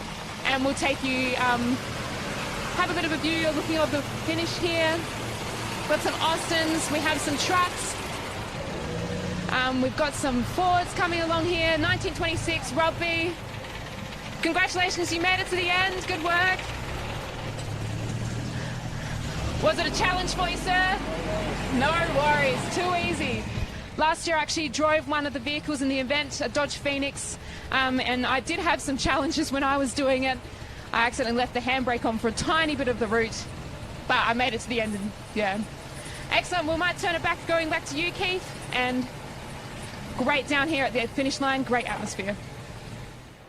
Thanks very much. That's good-looking cars coming through, all sorts of vehicles coming through, because this year, if you've just joined us on this live streaming event, the 40th anniversary of the Beta Birdwood, you're seeing a much greater mixture. In fact, this may be the future of the run, we don't know, but just look how strong the cars are. Beautiful vehicles. This is at the finish, as Michelle's just told us. Now we're back in the studio inside the National Motor Museum. Because of this coronavirus era, nobody here in the museum itself today, and the people outside are only staying for a short picnic, including this fella. It's lovely to welcome the director of the South Australian Museum, Brian Oldman.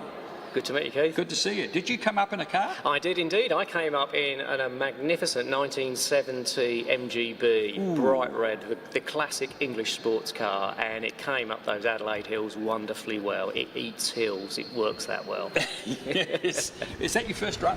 No, I've been in South Australia for 7 years, and this is my 7th Beta Birdwood. I've been in every year, and I've joined every single one of them. You see, being the director of the South Australian Museum means you've got contacts in all sorts of games, including this one. I have indeed, yeah. It's a great team who run the National Museum here at Birdwood, and they've got an amazing collection, which I really recommend everybody to come and see. And yeah, it gives you some great connections in the world that I inhabit, and it's great to have my 7th year at the Beta Birdwood because it's a sensational pageant. One of the things that directors of museums around the world are thinking about is how we transform museums and take them well into the 21st century. In a way, this is both an old event and possibly even an event of the future, isn't it? Because the citizen collectors are here in numbers. Yeah, well, you've absolutely hit it on the head because, you know, museums have collections, and here at Birdwood there's a magnificent collection. But the thing about vintage and classic cars is its social history, and most of those collections are held by private individuals. Like these people giving us away. Exactly. Yes. They're held by private individuals who that vehicle is their pride and joy, and they're sharing it today with tens of thousands of people who are coming up all around the roads from West Beach up into the Adelaide Hills and Birdwood. Right, and the sheer range as they arrive is just wonderful, isn't it? Yes. So there's an older G than you came up with. Yeah. Indeed, yeah. And one of your Morris Minors that you love so much. The Morris Minor, yeah. My father had a Morris Minor, which sadly had to sell when I was born because it was too small for 3 children. So we had personal connections. Personal connections to a Morris Minor. Yeah. Brian, welcome to Birdwood, and glad you made the trip today again. Thank you for inviting me, and it's a sensational event. Great day. We're going to go back to Laney Anderson now at the Gully Hotel.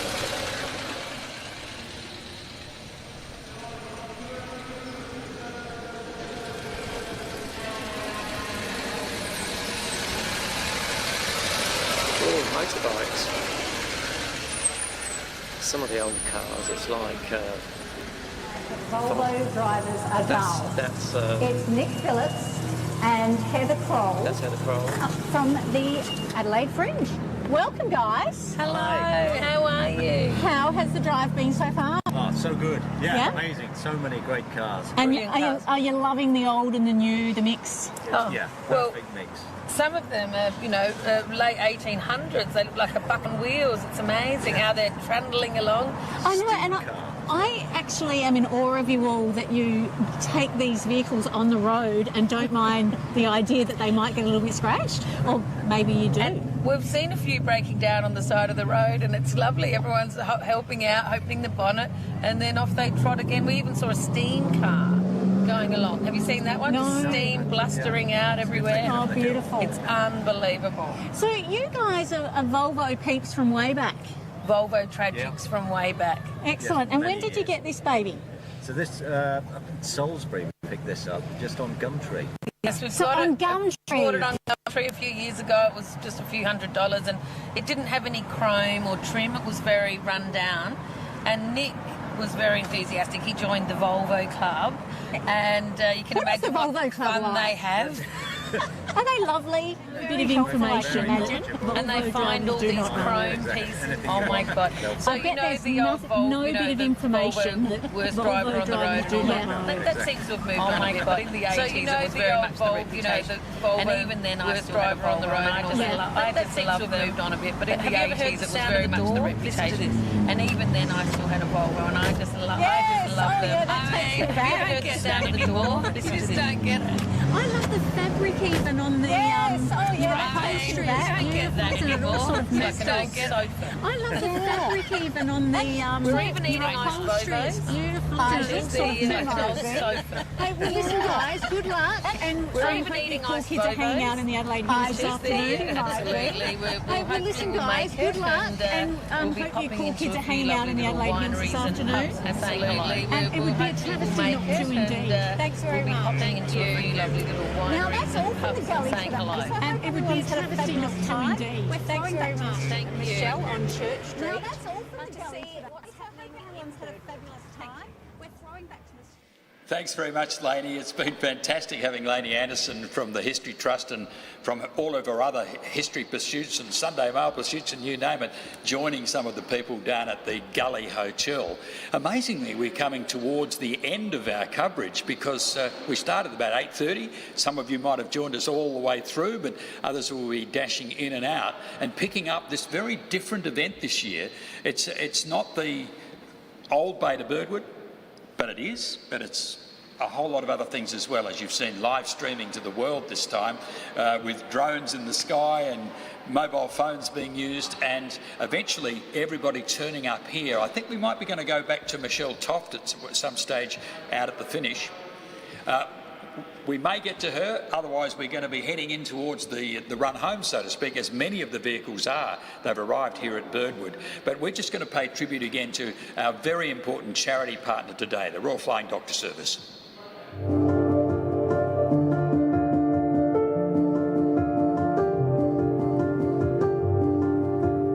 Hello everybody, I'm Tony Vaughan. I'm the Chief Executive for the RFDS Central Operations. That's South Australia and all of the Northern Territory.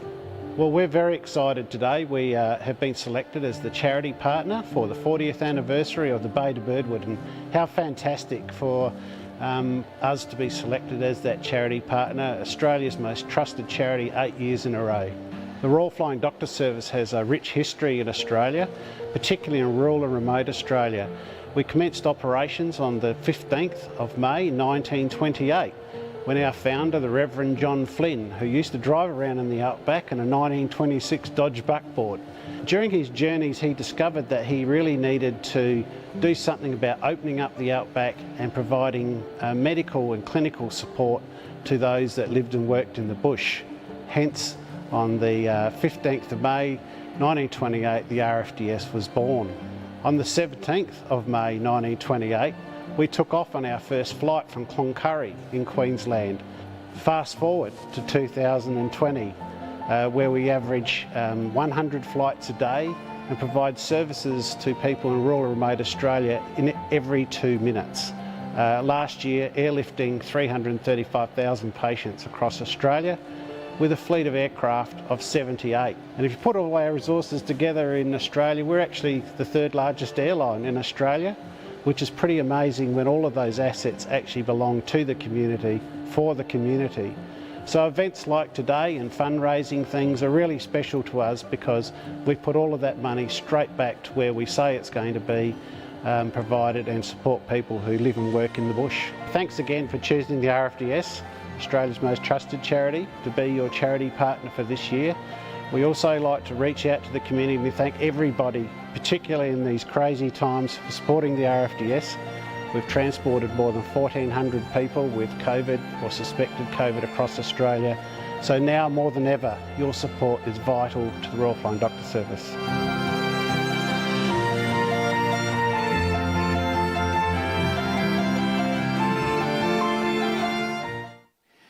It has been great having special, the T-Bird. Oh, that's mine. The Combi for when we want to get away, the XR8. It's going to be a classic. They're all insured with Shannon's, We've also got Shannon's home and contents cover, which helps protect our automotive collectibles, tools and memorabilia in the home and garage. If you're motoring enthusiasts like us, it's got to be Shannon's. Shannon's, insurance for motoring enthusiasts. Call 13 46 46 for a quote.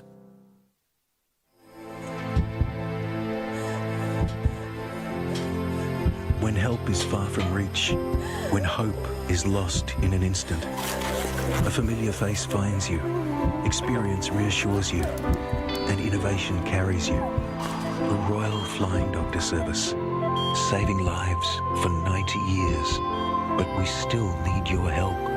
Donate today. It has been great having the Royal Flying Doctor Service as our charity partner this year, and it's marvellous to see the chairman made it here to Birdwood. The Beta Birdwood chair is indeed Michael Neal. Welcome, Michael. It's always with historic motoring when you get to the end and you've actually made it and you've haven't broken down on the way. That's an achievement in itself, and for all 1,250 vehicles that make it here today, what a great achievement. Yeah, it has worked very well. You haven't seen too many breakdowns today? No, it's been a cracker day. I think. Kindly weather. Very, very great weather. And, to look at people out there and the smiles on their faces, I'm so glad we've been able to put this COVID-safe event on this year. It's been fantastic. It's been transformed necessarily, but it may also teach us about the future. Yeah, look, I think one of the great things is here we are, one of the world's great historic motoring events, and we've been able to bring it to an audience right across the world. Anywhere where they've got an internet connection, we've got a live stream that they can access. So I think that's a fantastic move forward for the Beta Birdwood. So we couldn't get the Singapore mob this year, but this year. But we hope they'll be back because now they know what they'll be part of. Yeah, they were here last year, and I think they can see it online. People all over the world, we'd love them to come down and just participate in this event in one way, even if it's just as a spectator or a passenger. We're going to go back to Michelle Toft, who's at the finish here. She's in amongst the vehicles. Michelle.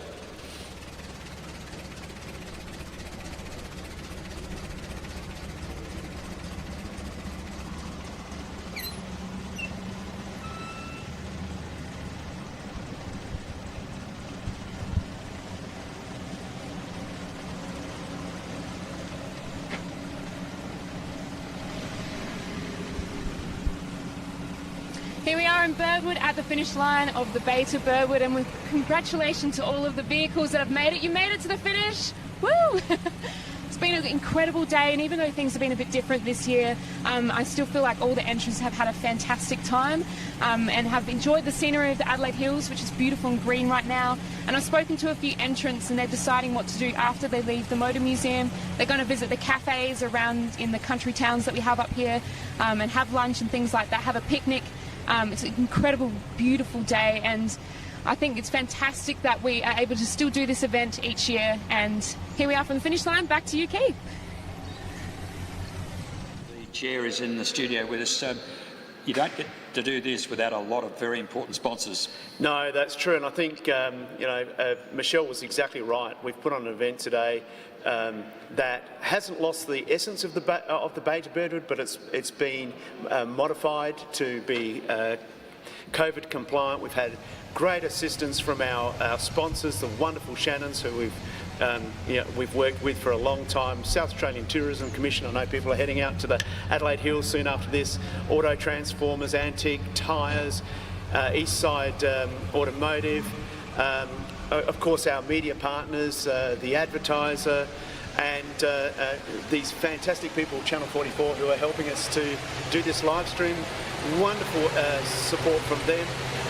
And our amazing charity partner, I think the Royal Flying Doctor Service and the vehicle actually opened up Outback Australia. So what a wonderful way that we've come together now in the Beta Birdwood as our partner charity, the Royal Flying Doctor Service. I think that's a really appropriate relationship. This is part of automotive history, of course. It's automotive history on the roll, but the Royal Flying Doctor Service takes us back to Beltana in the outback of South Australia, where John Flynn had that dream of a mantle of safety.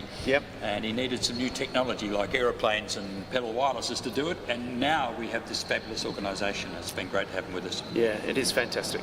Well, it's you mentioned the Adelaide Hills. That's also been a kind of a new development and a wonderful development too, isn't it? That's basically, instead of staying here at the mill and the National Motor Museum, away they go. And we've heard some fantastic stories about people who've got lunch plans. Yes. And they're all sort of finding their little groups and doing like really wonderful things. Have you made a booking? Well, actually, yeah, we're going to have a pork pie and a thing very soon afterwards. I was going to say that's yeah. the other option is the bakeries. It's a big tradition in my is that French. right? Yeah, we if have you make it, you get a pork pie. Yeah, absolutely. That sounds like exactly what we're talking about with having the Adelaide Hills on board and just creating that time for these beautiful vehicles, these wonderful families who run them and look after them and cherish them and give us this day in a way, isn't it? It's the people who make this day. It is. It's not about solely the cars. It's about the stories of the people and the relationships that are connected to those cars, and that's what makes the Bay of Birdwood so special. Michael Neal, thanks very much for your time, and thanks very much for joining us streaming the Bay of Birdwood 2020. It's been a privilege doing it for you. We hope you've enjoyed it.